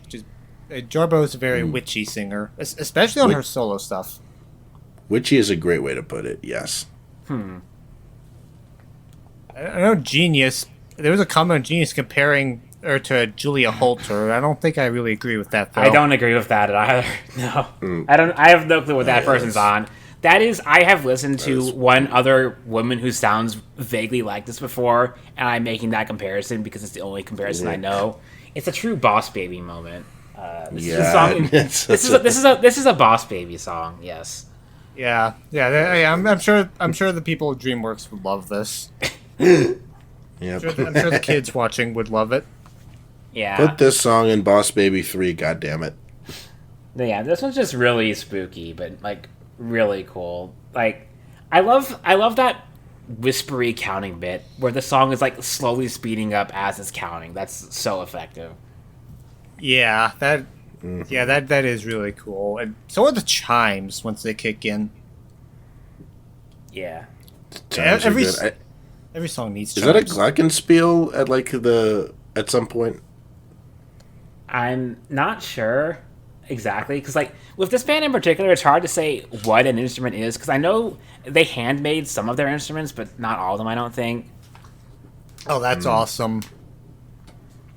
I love when bands I know do that. there's one instrument on another song coming up a bit that, like, I can't place exactly what it is, so I'm pretty sure that one is definitely one of the handmade ones, but for this, it probably is just a glockenspiel, but I wouldn't know. I haven't dug into the credit notes deeply enough to have that all memorized yet. Yeah, this is just one that I just enjoyed a lot, even though I don't have much substantial to say about it. It's just kind of vibesy compared to some of the other songs on here. Fair. I do know that the meaning of the word ablutions is like the act of washing oneself, but like in like a religious sense, like Jesus washing people's feet or something. And oh god, I couldn't quite piece together like what the narrative of the song is, but it feels like washing yourself free of like an abusive relationship almost is what I got. But it's like where you both want this person, but you also recognize that they're bad for you. Okay, so it could be like an internal washing of your mind. Yeah. Just washing yourself clean of that guy. Right. Like, I'm just trying to parse the lyrics here because I couldn't. There's not a lot concrete in this song, I feel like, but Yeah. it's something. Oh yeah.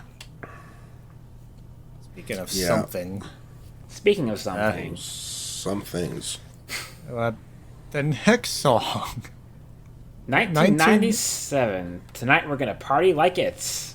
Oh, this is this is a better new metal song than 95% of the new metal that was coming out at this time. I'm surprised new metal is what you go to, because like I kind of see it, but to me this sounds like if every single Mike Patton project was playing at the same time. I guess that's probably why, because Mike Patton was definitely an influence on those new metal bands, even if he never made new metal.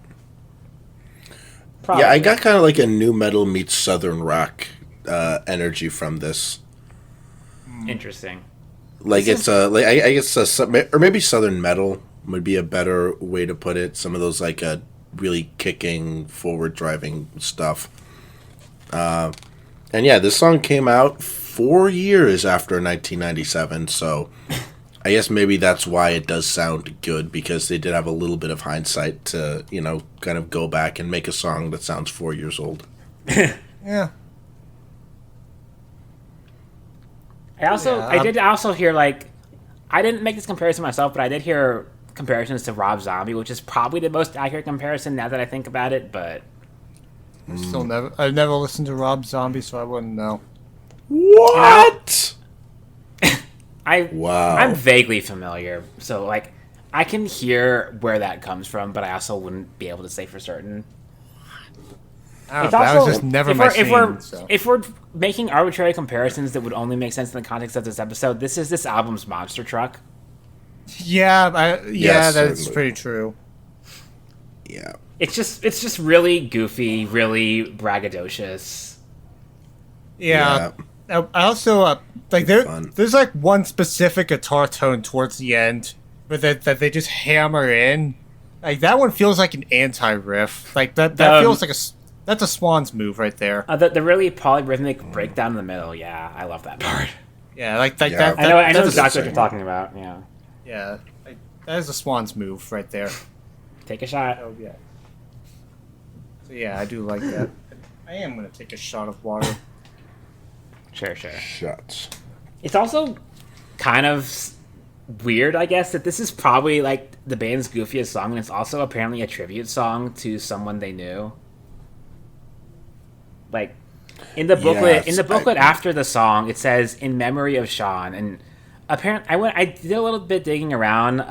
Someone online posted on songmeanings.com specifically that he composed it for one of his brother's friends, a guy who died of a heroin overdose half a year after he had helped Nils take his brother to a mental institution by getting him drunk and putting him in the car.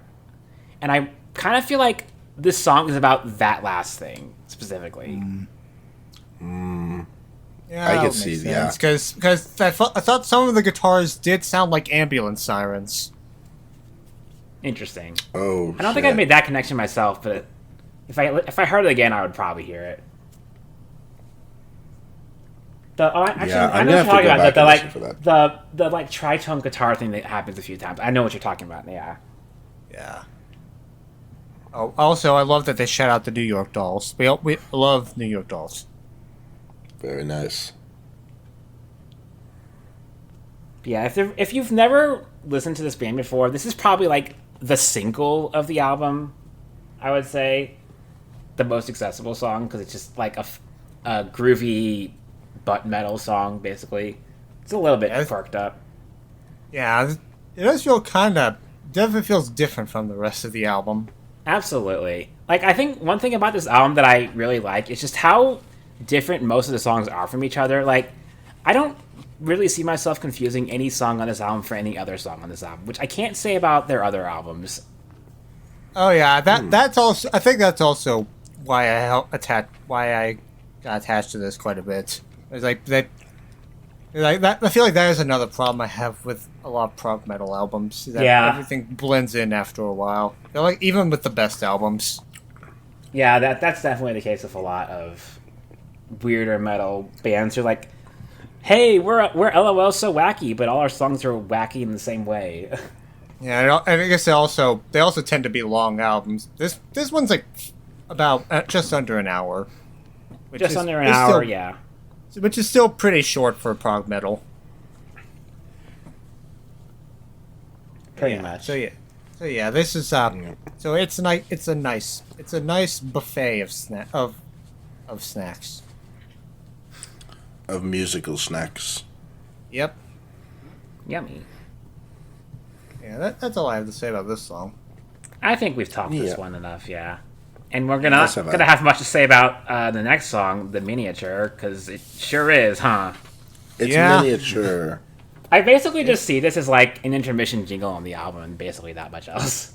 Yeah. Like it's right in the cute. middle It's of short the and sweet. it's right in the middle of the album. It's not really all that substantive, but it's like have a little break between some of the heavier stuff. Yeah, get up and stretch. So I might just do that now. Yep. Intermission. Intermission. Yeah, this is also a podcast intermission. So this is another your final reminder to listen to all these albums. Yeah, especially Bish Bosch, because you need to listen to that to know what the hell we're going to be talking about in like however long, 20, 30 minutes. Yeah. Yeah. It's coming up. It's coming Whether up. you want it or not, it's coming. And it's gonna come. And you're gonna have to know about it. You will never Yeah. escape the Bish Bosch. I would like to take this little intermission to read off the big honking, like, several paragraph long quote, though, because, like, I read this and I instantly started writing down other quotes after I read this one because it's basically so the band presenting the opening of the original Sleepytime Gorilla Museum that doesn't exist again in like the most absurdist detail where like every single sentence I read is just like out stupiding the last, and I just need to share this to someone. So Go ahead. when the afternoon crowd began to assemble for the museum opening on June 22nd, 1916, they were greeted by an old building billowing smoke with various objects being thrown from the windows. Paintings, stacks of pamphlets, and burning boxes of what appeared to be U.S. bills, but when rescued, turned out to have an engraving of a snail where the president should be. The bills incited a near riot until the fire department arrived and quenched the blaze, while theatrically costumed vendors sold food and drink to the growing crowd, accepting only snail money. Although never admitted at the time, in retrospect it is clear that the tragic fire was the Free Salamander exhibit, deliberately started by the museum. None of their presses were harmed. The fire was confined to an unused warehouse part of the building, consuming a backstock of old materials left by the previous owners. This disaster became a model for their later exhibits, in which the museum deftly juggled public spectacles, self-destruction, dissemination of ideas, a bake sale, and the law. What do you say after reading all that? Yes.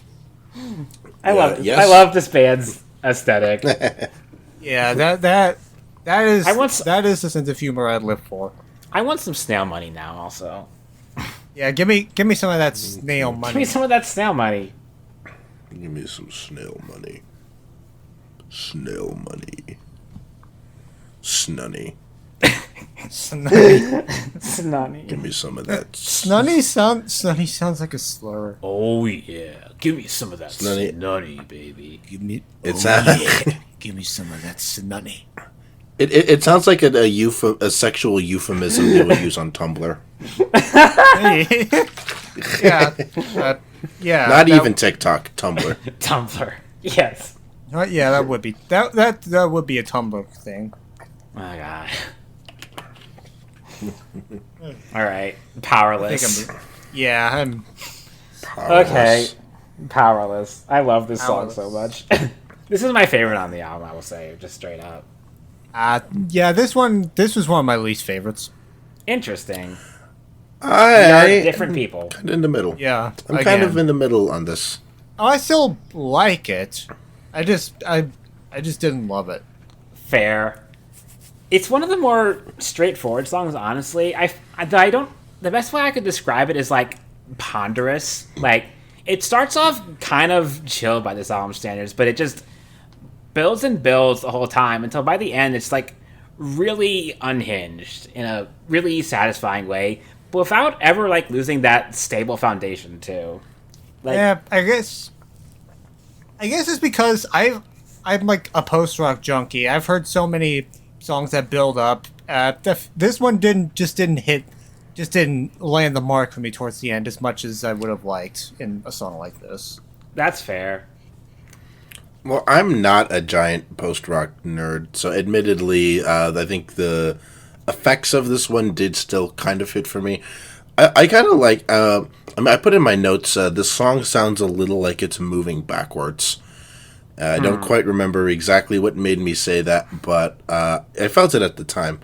And then there were bits of it that kind of reminded me of that Sprain album, the Effigy one, or the Lamb of Effigy. Yeah, the Lamb of So I thought Effigy. that was pretty cool too. I guess that's also a thing. The Sprain album did kind of shrink on me over time.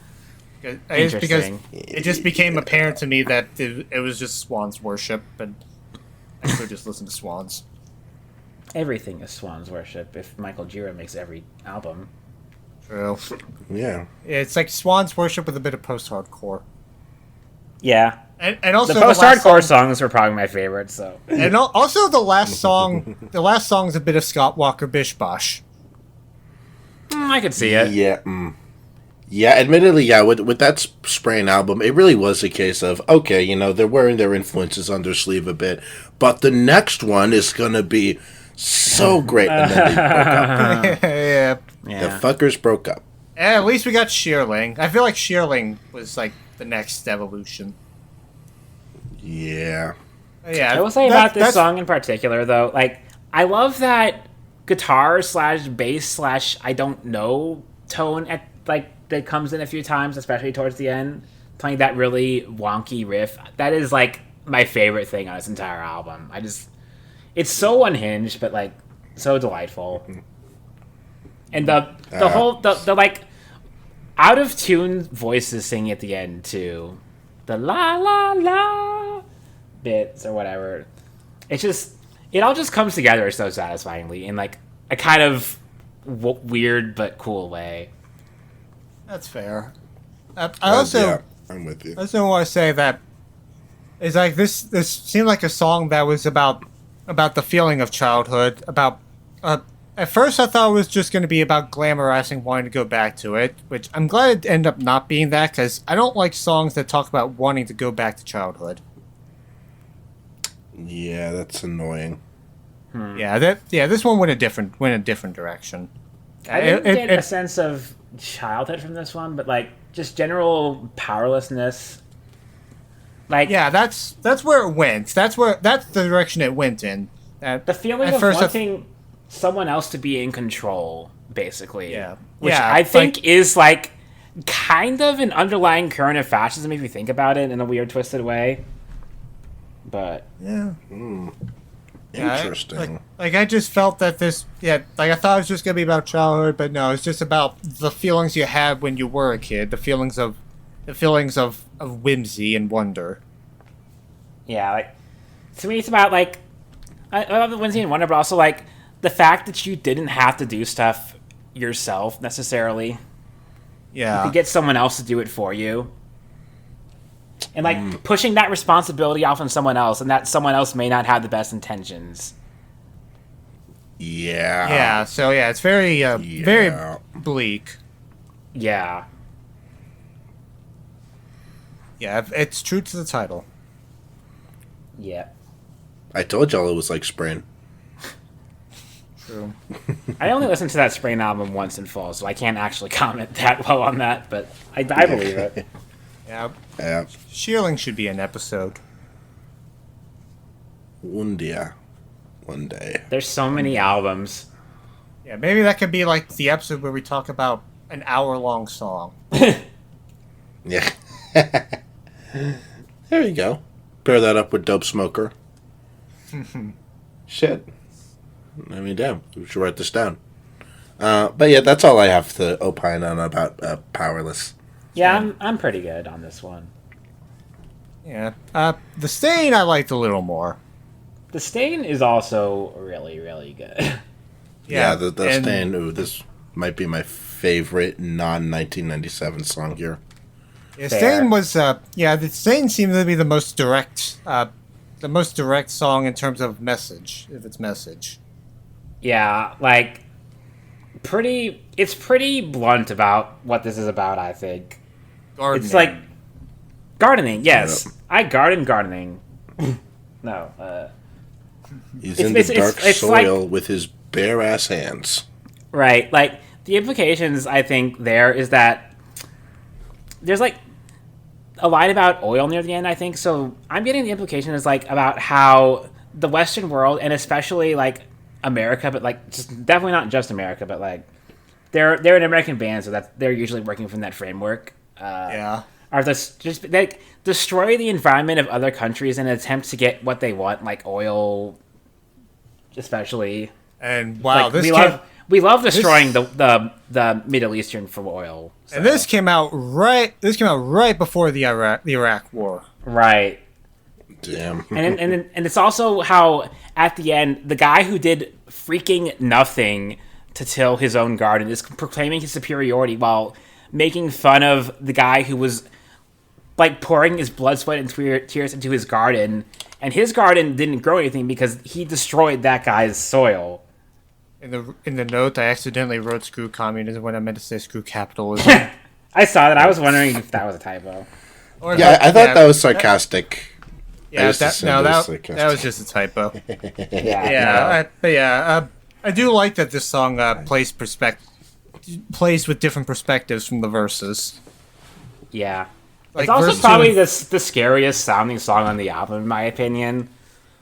Yeah. Like, even more so than Evolutions, which is like subtly scary. This is like overtly horror, the way it sounds. Like very blunt, very percussive, like barely tonal at times. And the melodies they do write are like weird, jerky ones that don't flow well. It's just so in my notes, I just wrote bold. This sounds very bold. bold is a good word. Yeah. And the bass, yeah, I do agree on the bass. The bass is very gnarly. Gnarly. Yeah. Okay, we do need that Cat's Eye Sleepytime Gorilla Museum collab now. Heck yeah. On the double. Yeah. They should sample this song. Yeah. They need to. Yeah. I guess this would be the scariest song on the album because like abstractness rarely scares me. Like one of the old times that ever scared me, we'll get to. But yeah. But like yeah. Normally it has to be like real world topics that scares me, like stuff like this and. Yeah, so the fact that this just gets worse and worse every year, if we combine with the atonal sound of this, again calling to mind Swans, like specifically their early stuff. Take a shot. I guess this has more melody than early Swans. Probably. I guess it's more like it has more riffs. Riffs. I love riffs. Like riffs. Riffs. But I would say the last two songs and 1997 are probably my favorites on this album. So. Yes. The next song, "Sleepytime Spear as a Bone," is one of my favorites too. Interesting. Oh, so now they fuck with sleep. Yeah. What happened to it being wrong? Is they went on a journey. A journey of self-discovery. The sense I get of this album is like sort of capturing the feeling of childhood to old age in like song form. Like you got the first song that's really childish about how sleep is wrong. You've got 1997, which just feels like, you know, teenage, maybe young adulthood partying. And then you've got this song, which is like about growing old and having failing health and stuff. Yeah, and I guess that, especially with Powerless being like, with the realization that this isn't going to last forever, and the Stain is basically learning that the hard way, this is the reality that this is what you're going to be doing for the next 40 years of your life. Yeah, and it's also like the sleepy time is like go to sleep, but also like go into eternal sleep. I feel like is what they mean by it here. Yeah. Now there's a lot of hospital imagery in the lyrics of this song.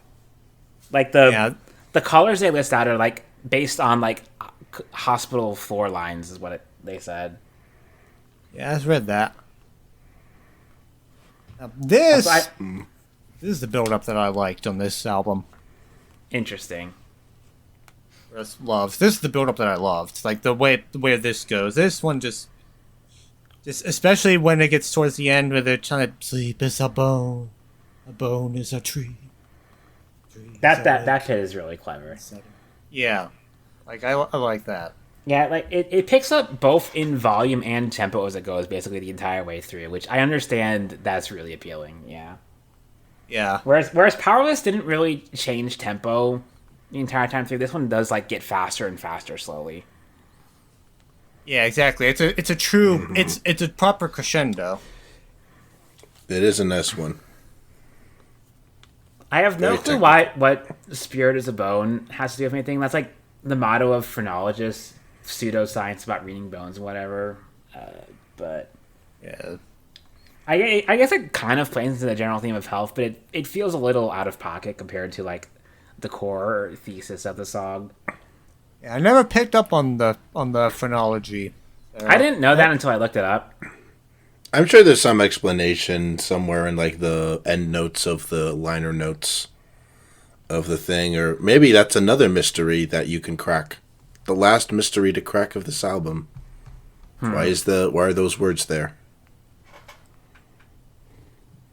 It's certainly a mystery. It is.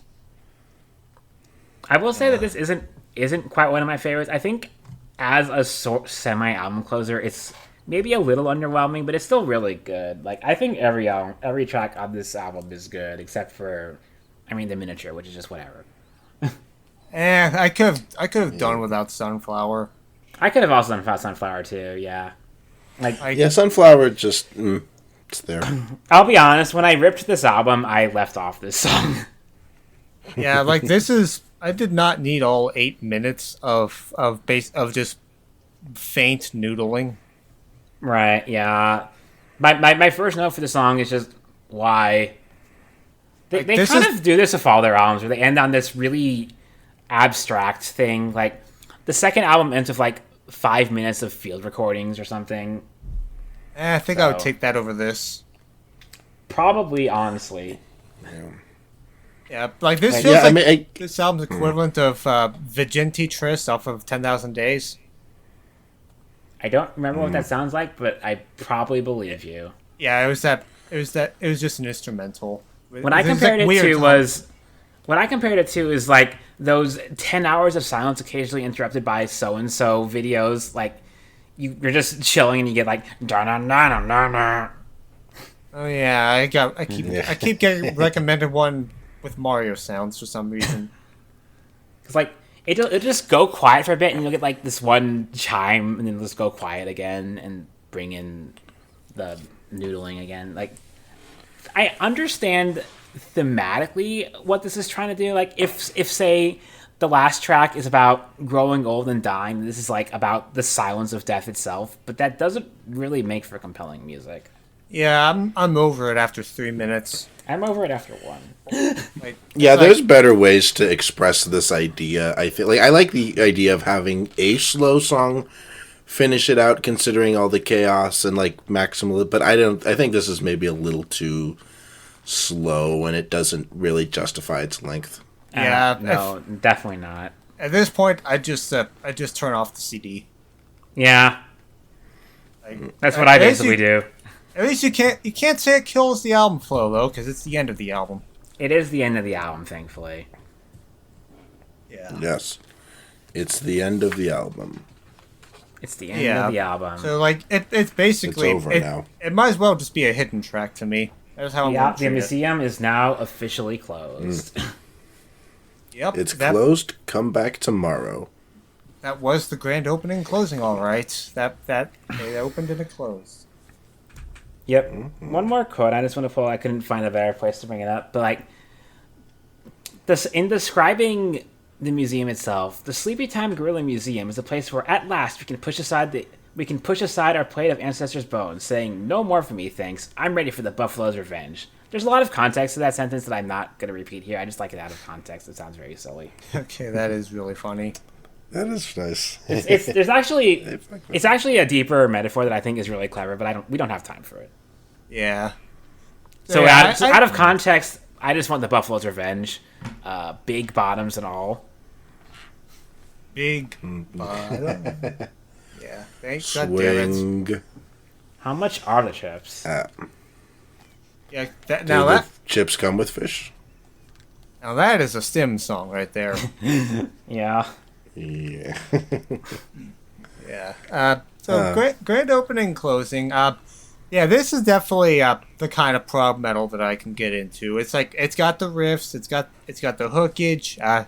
It doesn't take itself too seriously, and I guess barring the closing track, it knows when it knows just how long to be.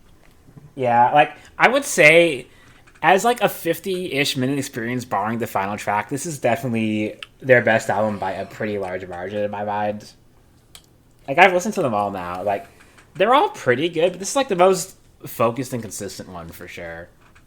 Like I remember like a while ago you showed me a song on the second album, but the donkey-headed adversary of humanity opens the discussion. Right. And, yeah, that one has stuck in my head. That one's really good too. They actually reference the donkey-headed adversary on like the cover of this album. Like the donkey is right there. Yeah, they had the lore planned out all along. Yeah, it's probably just a common religious symbolism because the donkey-headed adversary is just the devil. Yeah. But And the Bible loves asses. that's true. So We got a lot of them much running the ass. country right now. Yeah. I mean, well, yeah, one who's apparently fucking Satan, according to South Park. It's true. In South Park, also a documentary. True. Yeah, so I like grand opening and closing. I feel like as I'm like trying to listen to more avant-garde metal, sometimes it's hard for me to kind of distinguish them from each other because they all do kind of fit this similar formula. But this one I felt like was very eclectic. It had a lot of interesting influences. I wasn't crazy about every song on here, but I did respect a lot of what I hear, and I even like loved a couple of these songs. So very interesting listen. Interesting artist in this scene I'm trying to get more into. Glad I finally listened to an album from this band. I definitely recommend all their albums, but this is definitely the pinnacle of their sound, if you ask me. It's also got the least songs by a lot, so it would make the episode shorter. Also, still have not heard the This Heat cover. Interesting. Like I know there was some other band that apparently covered Makeshift Swahili, but I never did listen to that because I found they are black metal and I never couldn't find any info on them. But I guess if they're covering Makeshift Swahili, they're probably either not sketchy or just completely media illiterate. Probably. Yeah. So yeah, with all that out of the way, Pause the video. Pause the video if you haven't already listened to Bish Bosch. You have a 75-minute piece of homework in front of you. Yes. Okay. With just we warned you it was coming, songs, and now it's here. Yeah. So now Bish Bosch is the single weirdest album I have ever heard, and that is saying a lot. It is definitely up there for me too. Like I'm just gonna say this up front. This was kind of my answer to Retrocausal. I can see that. Valid. Me thinking I need to. This is me thinking what to inflict on you two. It's like I'm just gonna play my strongest hand. Totally fair and valid. And I will say for certain that it was definitely a singular listening experience. Yeah, and he has a whole trilogy like this, but like even among this trilogy, this kind of stands alone. It's like I feel like this one takes itself less seriously than the other two, Tilt and The Drift. It is irreverent in a lot of ways. I feel So I will say that I was aware of this project for a little bit. I haven't listened to it in like a couple of years, but I was familiar with it, and it was definitely like this has always been kind of my go-to album for if I want to like freak out like somebody who isn't a music nerd. What's like the weirdest thing I could show them to alien, and that's it's this one. So yeah, when you say it's like the weirdest album, I don't dispute that because it is I think that's what it sets out to do, and I think it accomplishes that. A little backstory, Scott Walker started off as a teen pop idol in the 60s. He was a part of the Walker Brothers, and they had plenty of hits throughout the 60s. And eventually he went solo and became a Baroque crooner. Honestly, kind of Bowie-esque before David Bowie was even big. Like his album, his numbered albums, particularly 4, are seen as some of the best pop albums of the entire '60s. And honestly, I can definitely see the Bowie comparisons in a lot of this. Yeah. And honestly, Scott 4 is. I actually kind of like. I think I like Scott 4 more than this. Also, fun fact.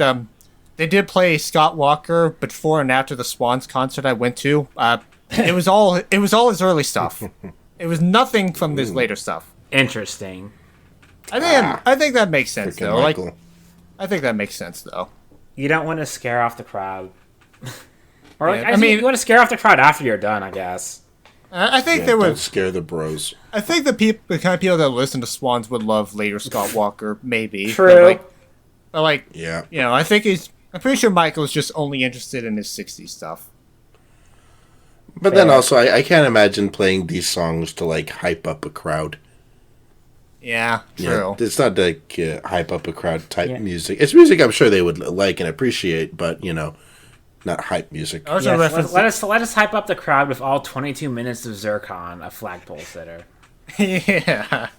Yeah. Yeah. So basically, in the early '70s, Scott Walker entered what he looked back on as his wilderness years, where he released some more upright commercial albums that he's not fond of. And then, he did get. After he got out of that, he did some soundtracks all throughout the '70s and '80s. Even reunited with the Walker Brothers for one more album, and and throughout these, he's gotten progressively darker with his lyricism. And then this all comes to a head in 1995 with the release of Tilt, which is just at that point the most avant-garde thing he ever released. It is just 55 minutes of him just painting these ungodly pictures of very horrifying events. Especially the song Farmer in the City, which is probably the best song he ever made. Yeah, and then he would release The Drift in 2006, which just listen to the song The Escape. I'm not going to spoil it for Fox, but The Escape is an experience you will never forget. Is that the one? Escape. Yes, it's the one. That's the one, okay. I've heard that one then. Yeah. Okay, well, I have not, so I'm going to cue something up after this call ends. Yeah. So the Drift is probably his scariest album, I would say.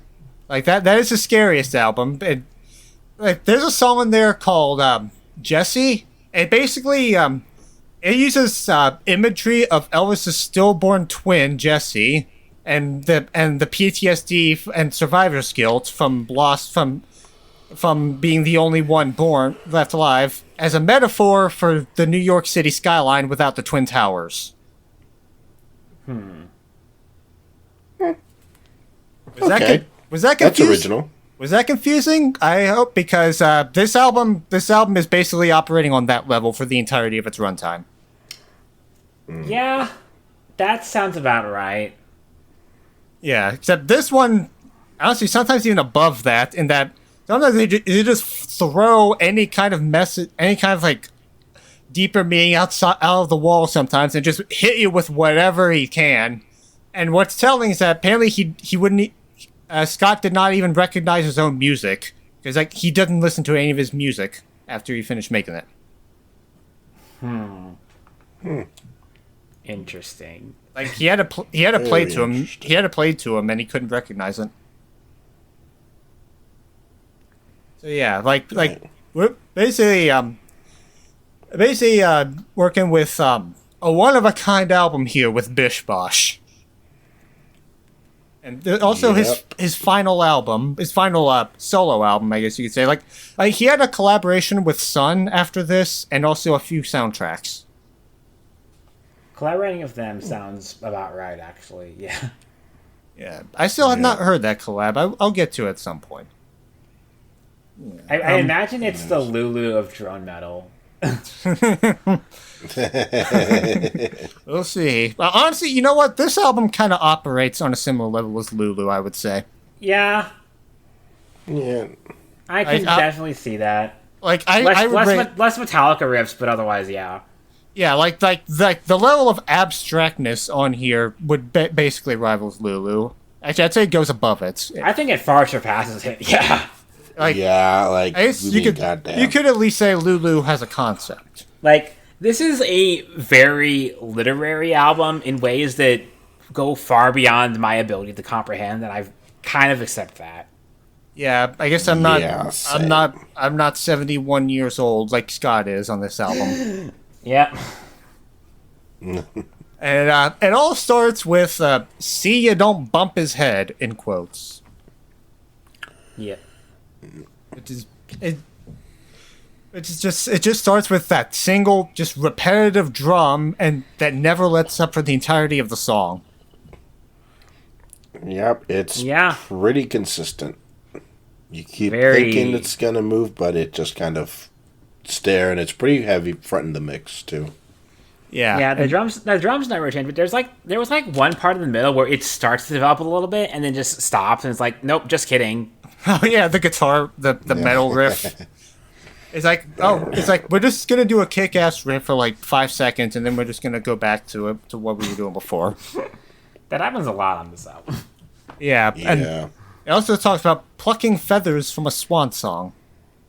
He do be plucking feathers from a swan song. Does that count? I love mixing my metaphors. Does that count as taking a sip? I'm gonna do it. Take a sip. It's sure. Why not? Take a shot. Yeah, I already referenced them earlier anyway. So yeah.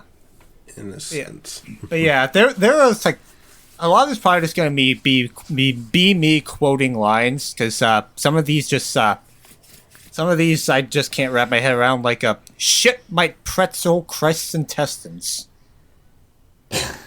There are lyrics on this album, all right. Like I got my quotes and you get your quotes in too. It's fair. Yeah. So pretty sure this song is about the feeling of being old and you're being close to death. It was his swan song, technically. Yeah. I guess there's that other album, whatever. There's also imagery of bedelloid rotifers, which are microscopic creatures that will eat. They're basically decomposers. God damn. This album is smart. Yeah. This is just a lot, and it also gets louder at the end, and then it just ends. Just kidding. Yeah. Oops. That's what I mean when I say this album is really irreverent. Yeah, it's like I almost bought this album on vinyl years ago. I still think I should have.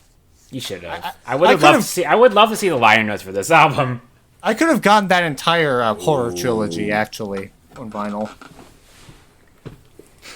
One day. Yeah, one day. One day. I'll probably just get it on CD though. Yeah. Next up, we got Coeur de Blas. Good job. Yeah. So this song has farts. Yep, and that's dogs. the fart verse. Scott Walker you didn't tell handshake. me this song. Scott Walker handshake. Devin Townsend. Yeah, the farts. I imagine Devin Townsend is a Scott Walker fan though. Maybe. I don't know if his early stuff. Maybe. Anyway. Maybe. We should emphasize farts plural. The first one, you kind of think, wait, was that one? And then there's a different fart sound effect that's like, huh, okay. And then there's just a screeching synth that comes in right after to like kind of knock you off your feet.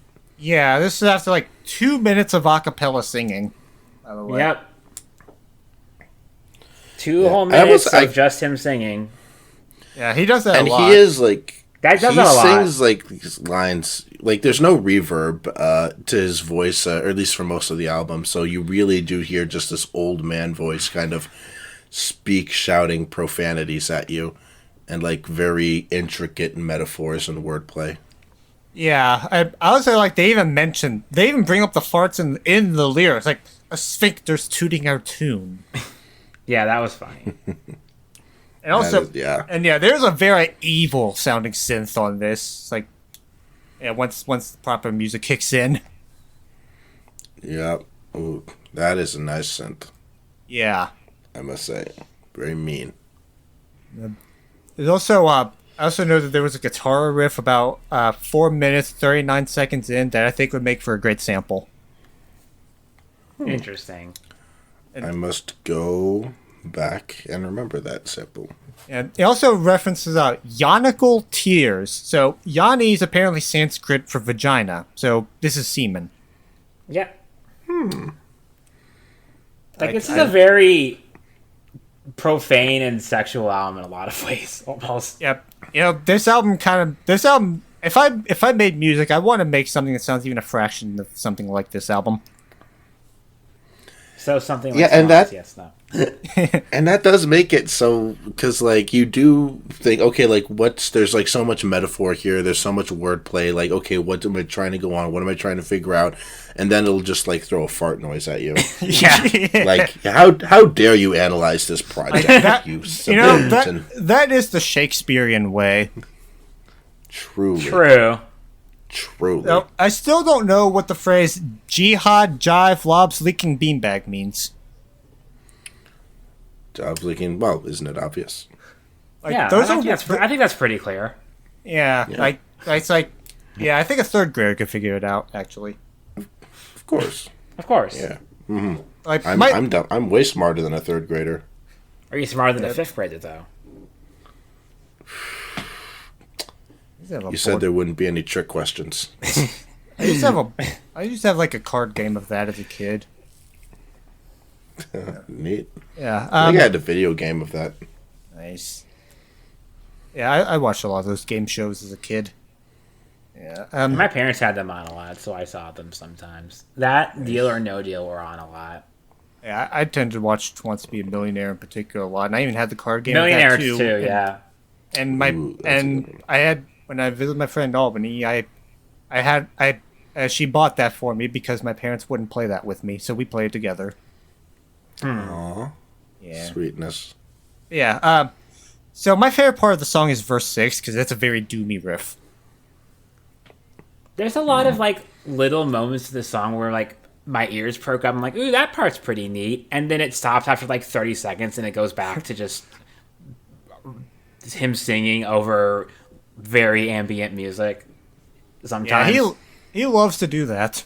Like it's like a collage of scattered ideas. It's like that's like a lot of the songs on this album are like that, but especially this one and a future one we'll get to.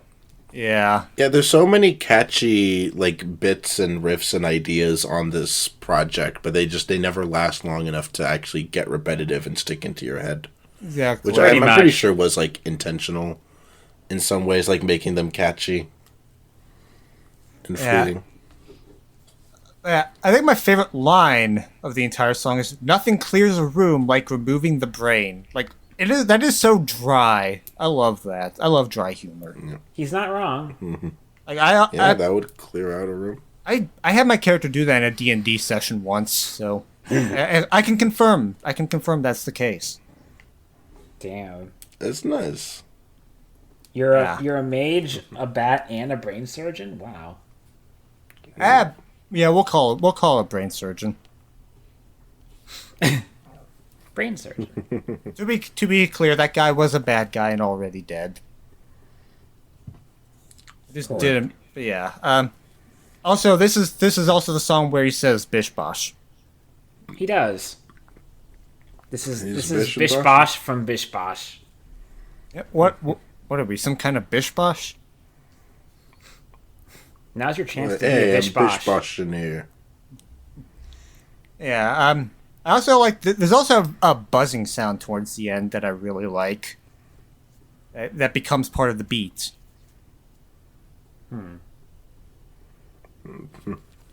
Okay, I don't know if I quite remember that part. Yeah, that's the thing is that like there's so many little details that I'm definitely not picking up after like the few listens I've given to this, which that's fine. It's just gonna be like hard for me to like yank out the individual moments of this album to talk about. Yeah. Because I'm sure you've heard this a billion times compared to I have heard this a lot over the past 4 years, and I still don't think I've really grasped everything. I think that's kind of Yeah. why I said this is my answer to retro causal. it is that kind of album for sure. Yeah. And then it just ends with axe sharpening, which is not the last time we're gonna hear that on this album. Weapons. Yippee. Yep, we Weapon love time. violence. It is a nice little sonic. I like the sonic texture of that, like kind of blade sharpening sounds you do And, hear. and yeah, that all you gotta say about Corda Blah? I'm out of stuff. As am I. All right, cool. So next we got phrasing. Phrasing should be called protein. Oh yeah, this is basically Phrasing, the protein Archer song. Me when I'm the protein guy from Agretsuko. I never watched past the first season, but I watched a that bit of guy. the second season. I don't remember. I just never finished it. Yeah, I think I kind of stopped after the season where she became president. I was like, this feels this Okay. feels unrealistic for a slice of life comedy. All right, that definitely could happen. Yeah, I'm barely exaggerating. She becomes like an idol actress in one season. It gets weird. Huh. I missed out on a lot, apparently. I'm not interested to find out. So Yeah, there's a bunch of other stuff I need to watch first. Yeah. You're not missing much. as So, for yeah, this song, this is like one of the more like structured ones. I felt like compared to the last one and the next one, especially. Yeah, So- I spent. I love the mantra of "Pain is not alone." Like it really drives home the point, doesn't it? Yeah. Whatever that point is. Same with that Calypso segment in the middle. Oh yeah, that's not even the last time we get that. It's just a weirdly because like a lot of this album is just very like just kind of this like post-industrial like ambient thing, and then like that like little bit of Caribbean music is like the most lively thing that we've heard in 3 songs. Yeah, and then after that, you just get these really sick guitar riffs. Like I like when your patience is rewarded with sick riffs. Hell yeah, sick riffs. True. The riffs Yeah. are sick. Like I don't know what the song's about. I guess it's about protein. It's about protein, obviously. Protein. And it also doesn't even stick your mantra at the end of "Here's to a lousy life." A life without Here's to a protein. lousy life. Yeah, Yeah. yeah, it's definitely pretty straightforward compared to the last 2 songs. I mean, the first one is pretty straightforward, but it's also drum, drum, drum, drum, drum, drum, drum. This Yeah, is the, drum. Like, close. This is like the closest to like a rock song, basically so far. Yeah, yeah, and then On the other hand, SDSS 1416 plus 13B Zircon a flagpole sitter. Harvey Danger cover. Yeah, 22-minute Wow. Harvey Danger cover. Hell yeah, 2 minutes. 22 minutes. Yeah, I wrote so many notes on this that I have to scroll down to see some of them. I saw your notes, and there are a lot. Yeah, Yeah. if I You're an wrote expert. if I wrote more notes on a song, it would have been a song on birthing. Yeah, I see. the key to a lot of notes is making a long song. Yeah, longer songs do tend to give you more time to write stuff down. Yeah, and it doesn't help that this one has something going on in almost every second. I mean, it doesn't whenever there's like 5 to 10 seconds of music followed by 20 seconds of absolute nothing multiple times. That was a decision that was made. Yeah. Yeah, Yeah. I think I'm pretty sure it's thematic though. Like, so Zircon's I'm sure it apparently is. a court jester of Attila the Hun. I guess because these bits of silence always come after these wild insults, but there's no one laughing. So that's why there's silence. And it's awkward. It's thematic. Yeah. I definitely get Very the bit that thematic. this is like a whole like stage play playing out in the span of this song, but freak me if I know what it's about. Yeah. It's like yeah, like I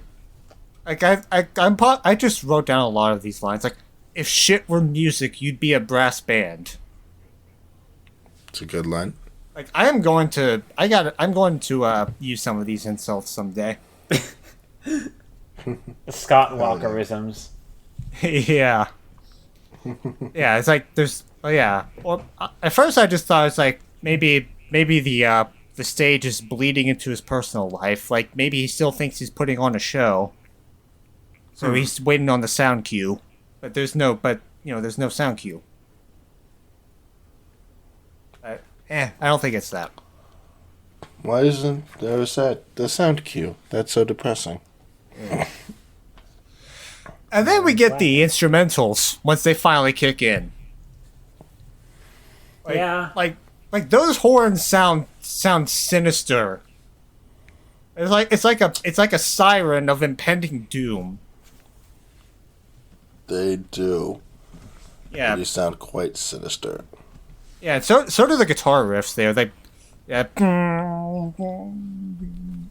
it's very doomy. Yeah, I remember that there's like a bit around like the first third of the song that really popped out in my mind. It was like, I think that's the part you're talking about. It's when the music's beginning. Oh, okay. I don't remember exactly when that is, but I trust you.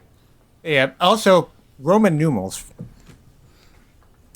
See, I did actually read into that. Like, there's supposed to be phone numbers apparently. Like, it's like old timey, like ancient whatever listings written in Roman numerals phone numbers, which I think is a really funny bit. Yeah. Yeah, that is sick. Also, and I think Scott also might just be taunting the listener. He says, "I've severed my reeking gonads, fed them to your shrunken face."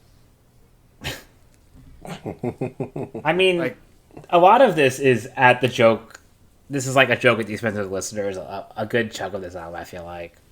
Yeah, maybe it's, he put farts on the record 2 songs ago. So yeah, exactly. Like he's just throwing caution to when he's not taking himself very seriously on this. He put all the literary references, but also just the most blatant toilet humor you could possibly imagine.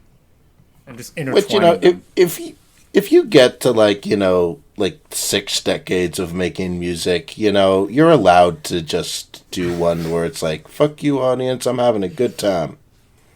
I feel like that's kind of why I chose this over the Drift, because there's nothing like this on the Drift. That one's just scary.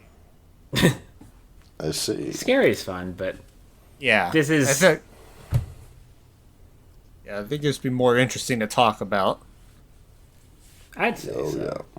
Yeah. There's a lot to talk about. Read off some more lines. I want to hear some more wacky lines.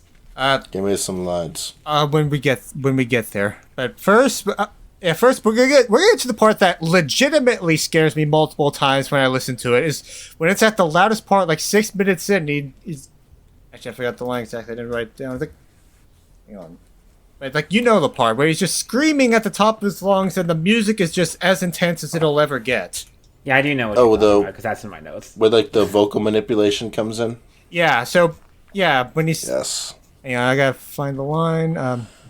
It is a pretty stark, because you do get 3 songs where the voice is just very clear. It's like him, there's no reverb, it sounds like he's very close to you, and then you get some texture on his voice, and then it does genuinely catch me off guard. Apparently, it's a quote from one of the co-founders of MGM Studios. Ooh. Yeah, it's like, "Did you ever throw your own mother's food back at her? Did you ever tell her take this junk away? What kind of an unnatural son would do that to his own mother?" My first time I listened, I just thought, how do you come up with this? 60 years of making music. Studios. Goodness. It's one of the only times music scares me when it's not related to some real world travesty. Fair enough. That's the only time it's scared me on a pure sound level. It's and then it just gets quiet again, and we get. Oh yeah. Here's another line. For a Roman who's proof that Greeks fucked bears. Yeah, that's such a good one. That one is sick. I didn't work with that one. I mean, there were some funny lines on the Drift, though. I think my favorite funny line is, "I'll punch a donkey in the streets of Galway." Hell yeah. Well, I could also do that. You don't see me bragging about it. And it talks about Reagan and Gorbachev grossulating. But I'm sure they felt the urge to do it. Apparently that means to reach a height, and it's just because Reagan and Gorbachev were together at a summit. So yeah, it's a pun. How wonderful. Well, they should have had No. sex too. And that too. And that too. Well, yeah. What's fucked up? They didn't. Were they diplomats or not? They probably fucked. They probably did. Yeah. They're both dead. We can get away with it. You can't libel the dead. I hate that. Don't speak ill of the dead. That's the perfect time to speak ill of somebody because Yeah. they can't sue you for defamation. Yeah, what are they going to do about it? They're dead. Yeah. Fuck you. I'm alive. I say what I want. Also, Reagan has it coming, so. Yeah. Yeah, yeah, and also, there's a part where he's just repeating bar, bar, bar, bar, bar, bar. Which, yeah, he has been spitting bars throughout this entire song. And also, apparently that is, where the term barbarian came from, is that it was basically a slur. It was basically, the Romans thought that non-Romans were so unintelligible that they sound like they're just saying bar all the time. So that's where that came from. Oh, shit. I learned a thing. Very nice. Yeah. That's how I learned that. Thank you, Scott Walker. Yeah, very I've been educational. Knowing is half the battle. I also learned who Zircon was for this song, so... Yeah. Oh, Zircon this song and was Zotoid should collab, is my take. true. Also, this song was how I learned what flagpole sitting was, and that wasn't just a thing that Harvey Danger made up. He really was not sick, but not well. True. And then we get more insults, but these time followed by silence. But this time there's drums in the insults. Like, if brains were rain, you'd surely be a desert. Don't go to a mind reader. Go to a palmist. I know you've got a palm. They're very good. Does your face hurt? Because it's killing me. And then the horn. Face. Then the horns come back. Yeah, and he's like, the horns come back. Zircon's on top of his pole, and then there's horse trotting. So, yeah, swans bring the sun to send of a tour moment. And he also says that he greases the pole behind him. He doesn't want anyone else to climb up to the status that he's at. Which is definitely sexual innuendo also, right? Maybe. And He's, I also gotta say, he's greasing his pole. yeah, I guess I should say this for reference. So flagpole sitting was apparently a thing in the 1920s. It was just a trend. It was just a trend where people would climb on top of flagpoles and sit there for as long as they could. Man, the things they had to do before rock and roll. Yeah, that was the brain rot of the day. Seriously, literally TikTok was. challenge. Like that- I think I remember once I literally because I found out about that when I was a young kid, and I asked my dad, why would they sit on flagpoles? And then my dad was just like, I don't know, why do people post pictures of themselves doing things on the internet? Just kind of yeah, people did dumb shit. yeah, exactly. That was the Tide Pod challenge of the 1920s. Yeah, and just as fatal, I would imagine. Oh yeah, I'm Probably. sure. Flagpoles are pretty tall. Yeah, Yeah, and they're really hard to climb, I imagine. Especially if they're greasy. yeah. Oh, and then the bars come back with that plus the evil horns. That is very ominous, and I love it. Yes. So, as this is That's the also part where where it's like layered over itself and like a lot of echoey effects. yeah, I remember that. yeah. And this is where the imagery of the non-subtitle part of the title comes in. So, SDSS 1416 plus 13b is a brown dwarf. I am an astronomy geek, so I knew this. But yeah.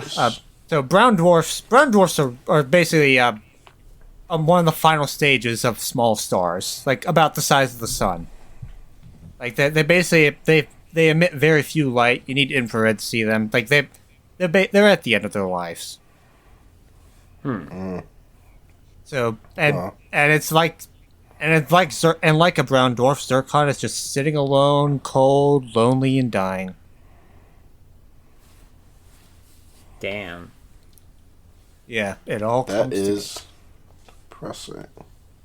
Yeah, and then we got this final one of these the final verses, which I figured was about death, but it might just be Attila.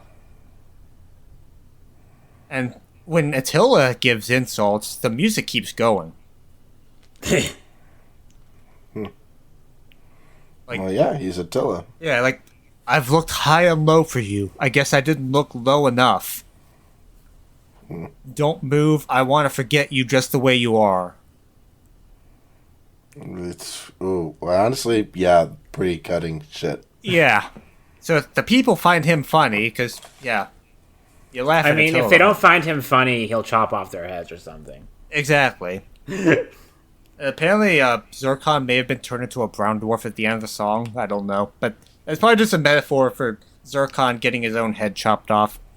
Attila probably chopped off the flagpole bit by bit until Zircon was at the bottom. Yeah, that's what I would do. Like, just if I lived in the time before ladders. like that scene in Kill Bill where Uma Thurman just slices off that one kid's sword bit by bit. And then spanks him with the broad end. That's basically what happened here. Well, Attila, I didn't know you were into that shit. I'm sure Zircon's into it too. Let's be real.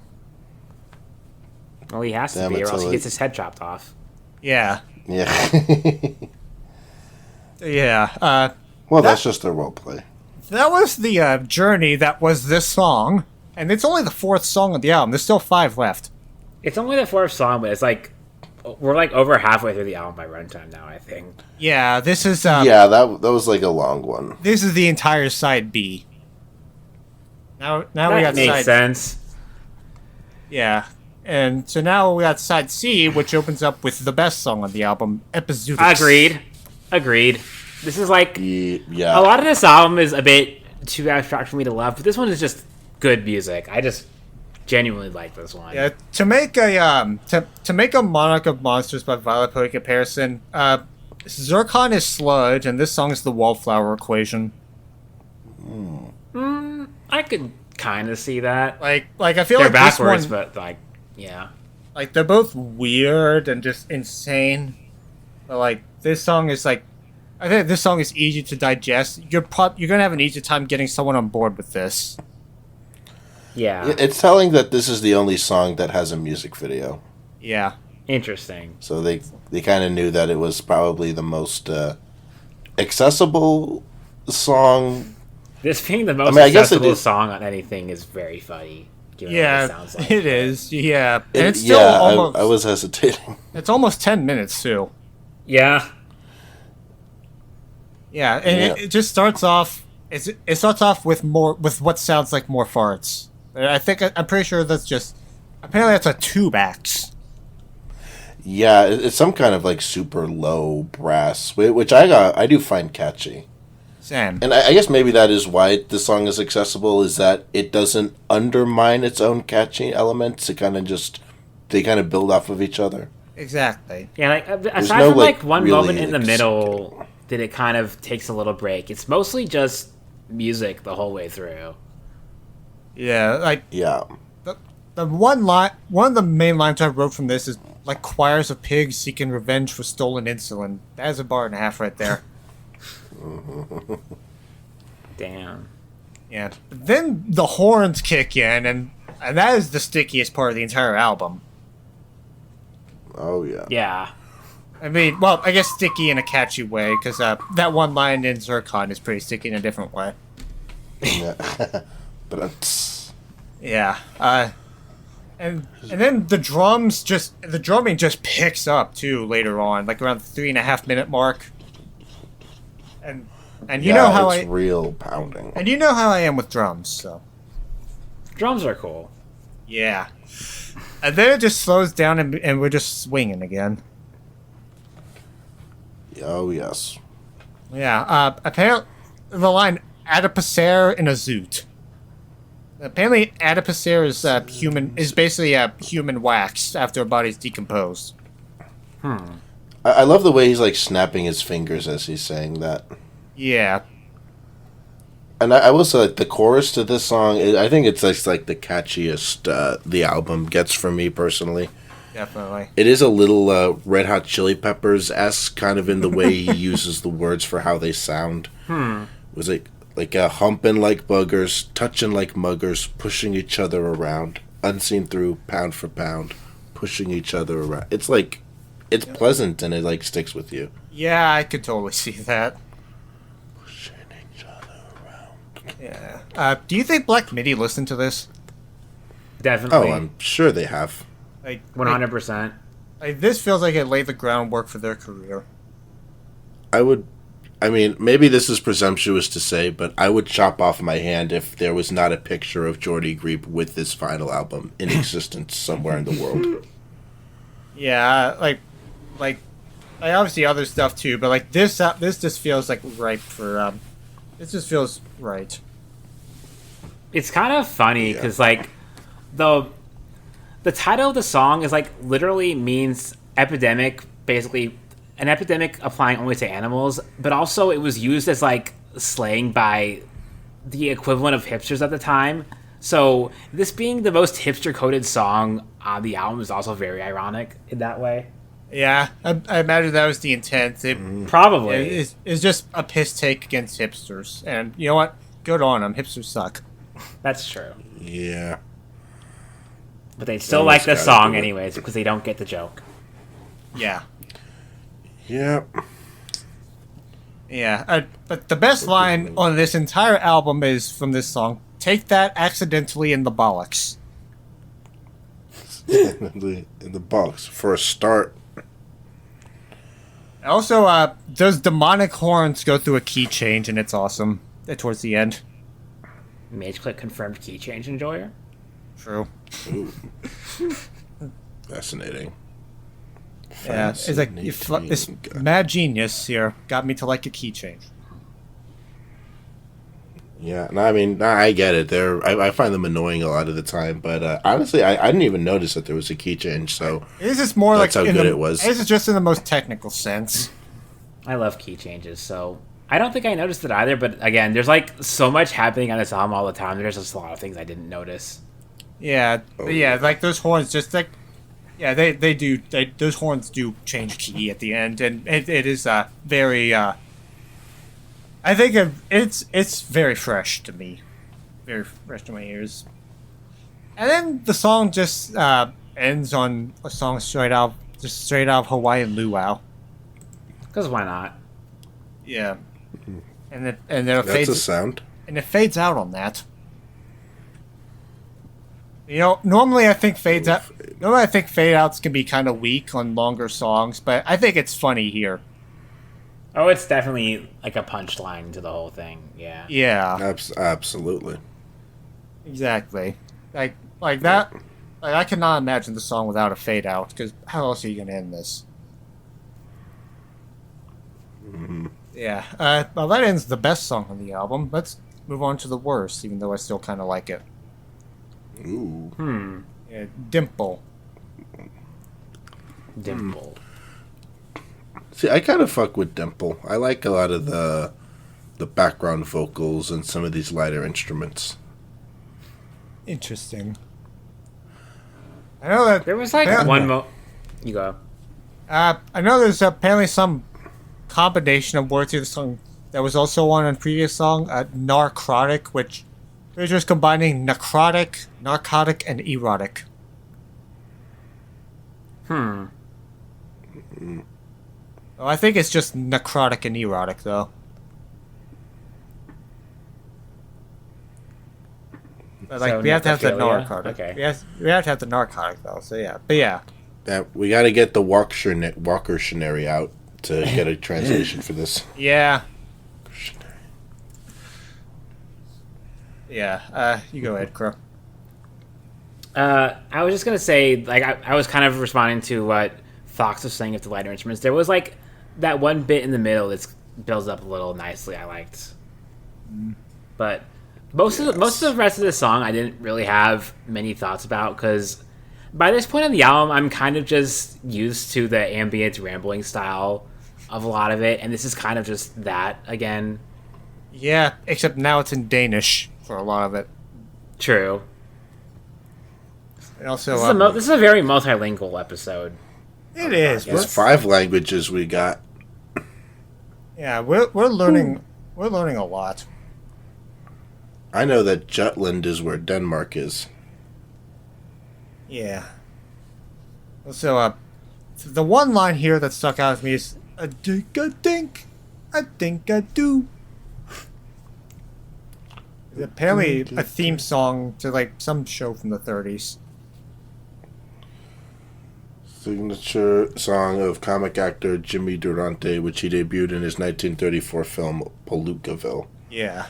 Well, I've definitely heard like that impression done before, like elsewhere. So that's definitely like a reference that is around.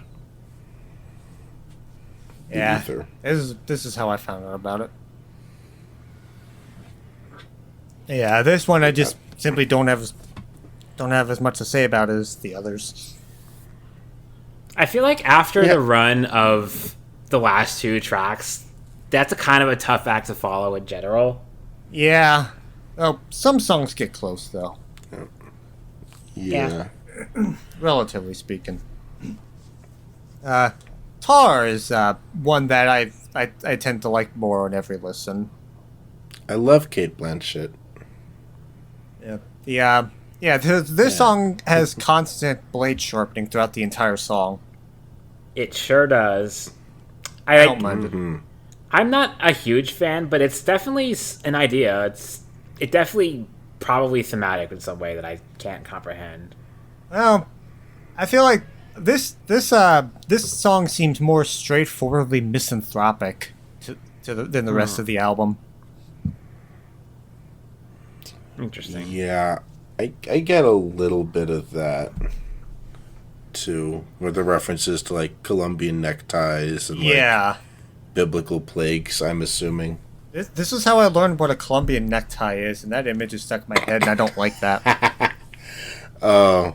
There's a Paper Chase song that uses like so scraping cute. sounds in the same way, scraping sounds the same way this song does. So I wonder if, well, no, John Kong, that was before this song came out, so I guess it wouldn't be inspired by this. But Yeah, no, I don't think. I'm pretty sure Scott Walker has just said he basically had no influences at all. I'm pretty sure, like by this point.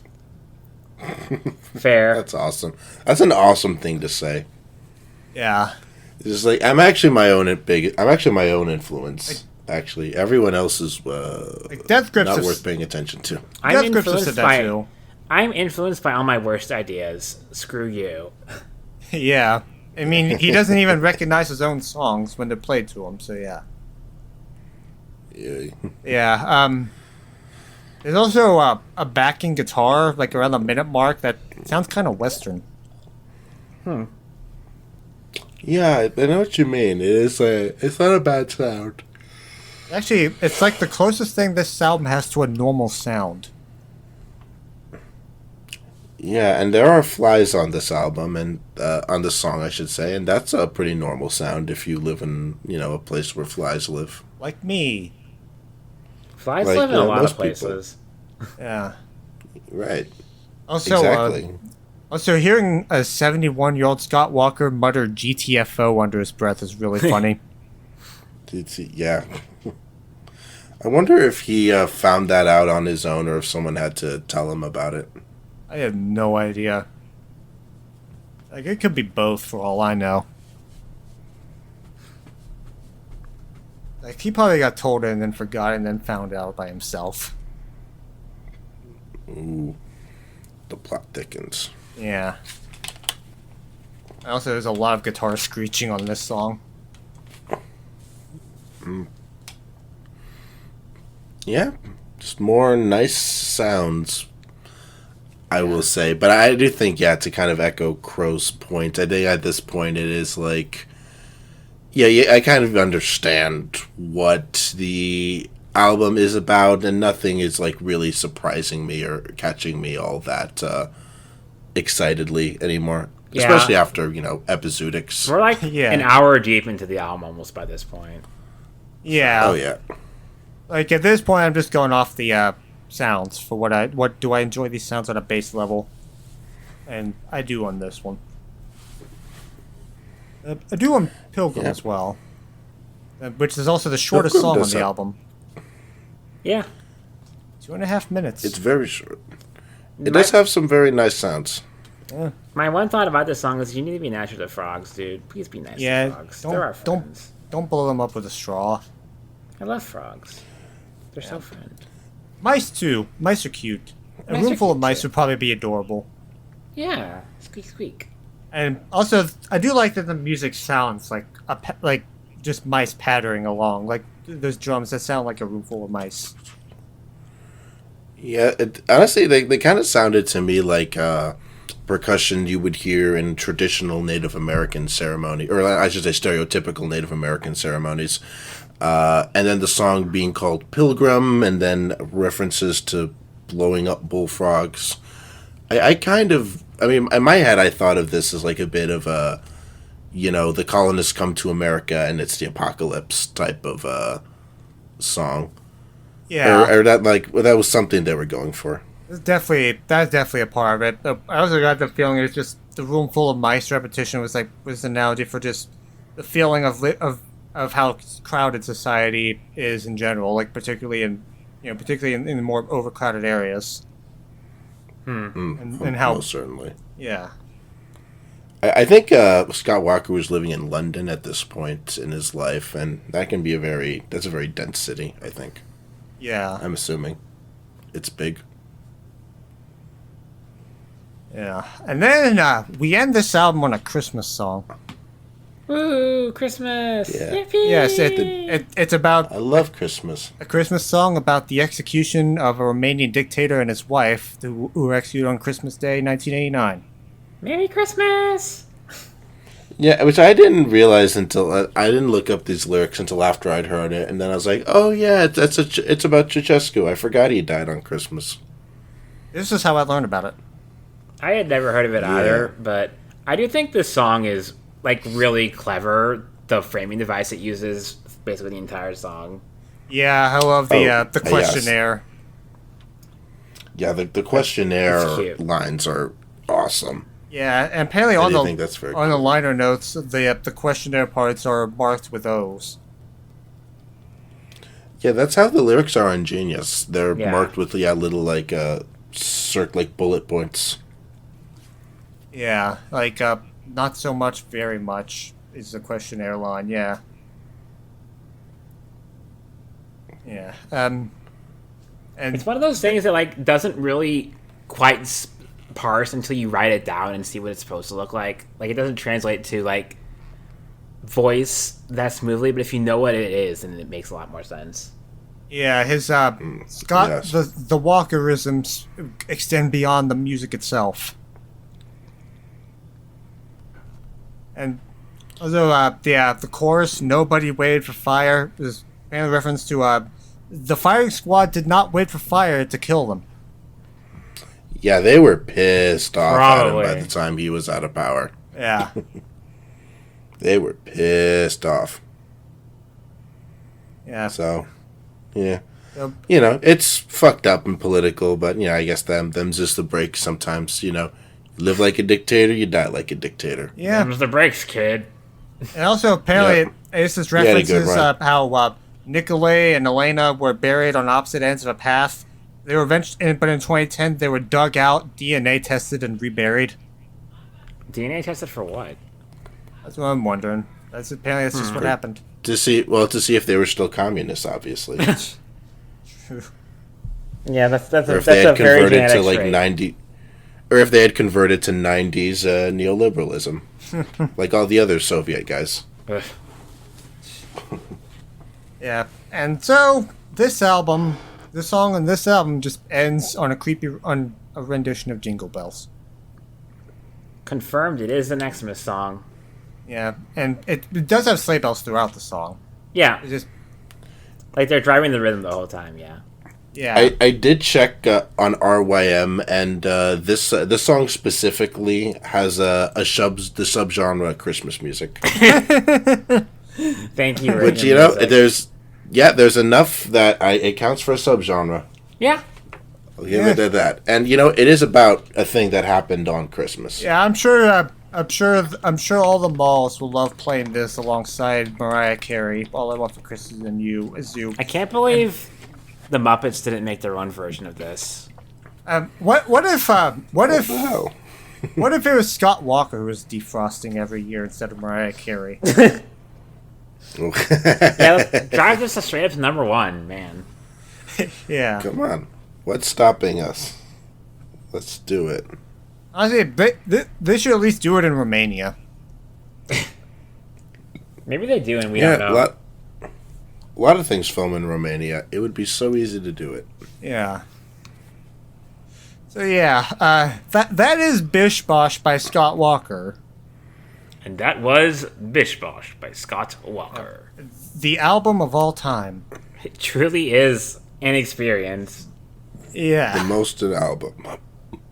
Yeah, I heard Scott 4 first, and so I could get a grasp of what he did during the 60s, and then I went and listened to his horror trilogy, like, years ago. And yeah, going from some nice, albeit lyrically dark crooner pop to this is an experience that you don't forget. I can't imagine. And that one part in the escape did genuinely just wake me the fuck up the first time. And I don't get jump scared by music easily. Yeah.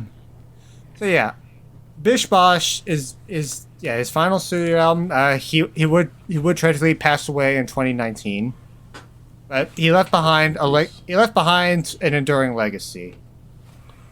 The wrong Scott Walker died. Yep. Is that legal for me to say? I think it's legal for me to say. In Minecraft. Yeah. And like, well, I'm not going to do it. I'm way too lazy. I'm an American. True. We're the laziest people alive. That's true. Yeah. We're not going to start a revolution. Yeah. That would involve giving up internet. No one's going to give up their internet. Yeah, exactly. Yeah. So those were the 3 albums. 3 albums that you can definitely listen to. You should have listened to. We told you to listen to them. Yeah. Yeah. Otherwise, though, you'll think we're making all of this up. Yeah. Yep. Well, I'm in your walls, by the way. I know if you're lying about it. Zircon will find you and kill you if you don't. If you Yep. didn't listen to the albums. Mr. P. He'll Mosh also- is going to come and steal your wife or your husband, or both of them. Probably both. Yes, the He'll do both, you Now, know, just to prove he can. greedy businessman will come and garden you. Get guarded, Yeah. idiot. Get gardened, idiot. Yeah. I think this was I think this was a nice set of albums to talk about. Very different set of albums. Like, I feel like Aquamosh is probably the most different between the other two. Because I feel like Scott Walker could have been a Sleepytime Gorilla Museum fan, and we would never know. But he didn't have any influences, so we don't know. Yeah. Well, see, now, I feel like Sleepytime Gorilla Museum just is to meddle what Aquamosh is to, like, alternative. You know, just kind of taking it and, like, it's the same formula to get to both results, I think. I can Like, if see there it. was a genre called avant-garde alternative, then that's what, like, Aquamosh would be. I guess you could just say I don't even know what you could say about what else you could say about Bish Bosch. I guess you could say it's the equivalent to just experimental music in general. Yeah, that is. I did like that. It is on RYM. I think it's one of the few albums that is just experimental as a genre. Like- Which usually there's like subgenres for that, but to just like truly define all categorization that we know of at this moment is truly fascinating. Yeah. It is simply put, it is music. We can confirm it is music, but we don't know what type of music it is. No, it's not. It's not music for some of those seconds on Zircon. There is silence in that, yeah. Yeah. Yeah. That is true. I mean, but that I guess it depends on what your definition of music is. It's like, is John Cage's 433 music? True. Yeah, I think that also kind of plays into why that last song on the Spread album just backfired on me after a while, because that it just felt like an attempt at recreating specifically Zircon. I can see that. And like you can't really recreate this album. Like I said, this like I wish I could make music that sounded weird, but I don't want to recreate this album. Well, it already exists, yeah. Yeah, like Yeah, you can create your own album. You couldn't remake this album today because it already exists. You could just go listen to it. Yeah. yeah. Yeah. Yeah, I think for Aquamosh, I want to say I'd give it like a 7. Sounds about right. Yeah, for me, Aquamosh. I'd probably give it a 9 just because it is like that, like formative and on like my tastes. In general. Yeah, I can definitely feel, understand that. Yeah, and I do like love and appreciate like just pretty much every song on it. Even like having listened to other like Mexican music of that scene, and other like '90s music in general. That like lounge stuff, the Cocktail Nation scene, and then like this is like some of the best of it that I've heard performed. yeah. As for grand opening and closing, I'd say that's an 8. Strong 8, maybe light 9 if you chop off the last song. Yeah. Yeah, I'd give it maybe a 7. I'm not even considering the last song because you can just easily skip that. Yeah. Since it's at the end of the album, it doesn't break the flow. Yeah, it's an outro. Those like never count anyway. Yeah. Yeah. And Bish Bosch is a 9. Bish Bosch is an E equals for me because I don't know how to rate this. What do you want me to do? Yeah, I'm like on one hand, I feel like on one hand, I don't think I enjoy it because this isn't really my style of music. It's way too abstract and literary for me. But also, I respect the hell out of it. Yeah. So, yeah, I think I would give it like an 8, but like those are mostly like respect points. I do like kind of see this as a work of art. Something with a lot of care, effort put into it to make these sounds. Oh, they're so and so, and even though it like kind of does blend in for me sonically, I do. I don't know what can I say. It kowtowed me into submission. Yeah. I think if it was just overpowered me. the first 5 songs and the last song, despite the fact that the other songs I'm not talking about totals like 10 minutes in total, like it feels like it runs a bit long by the end, and like the whole 6 through 8 part of the set list kind of just feels unnecessary in the grand scheme of the album. And those are my least. It definitely could have been paced better. Those are my least favorite songs on the album, even though I do still really like Tar and Pilgrim. Yeah. So yeah, but before we reveal the next theme, I do want to repeat this. Please check out my friend's GoFundMe in the description below. Please help her out as much as you can, and if you want to support her in the future, she does also have a Twitch. She's a VTuber. Ooh. Yeah, please help her out as much as you can. But help out a fellow Fox. Hell yeah. Help out our friend. Or else we're in your walls. So Yeah, the I'm next. in your area. So episode 14, is going to be recorded on Halloween Day, Halloween night, Ooh, and for that, spooky. we are going to be talking about 90s country. The scariest thing of all. Yeah. They didn't tell me what this is going to be. Now I'm intrigued. Yeah. So yeah. Yeah. Specifically, we're talking about Lucinda Williams' Car Wheels on a Gravel Road. And Garth Brooks's seminal debut, No Fences. Yep. So, yeah. One of the best-selling albums of all time. God. Yeah. It's not on streaming. Nope. Hell yeah. That's okay because I don't do streaming. I don't do streaming anymore for the podcast anyway. I just do MP3s. That's what we have. That's what YouTube is Valid. for. Yeah, like the first listen is just take it in while playing Genshin Impact. And the second listen, how you gotta do it. and then the second listen, I'm actively paying attention to it. That's about what I do, yeah. First listen is just like, I need to know what this sounds like, and then I will look at the lyrics the second time. Yeah. Yeah. That's the best way to do it. Yep. And my name is Mageclick. My name is Foxx Navarro. And I'm a crow that just wandered into the studio. Yep. Aw. And we shall see you a few days after Halloween. See you next time. See you next time.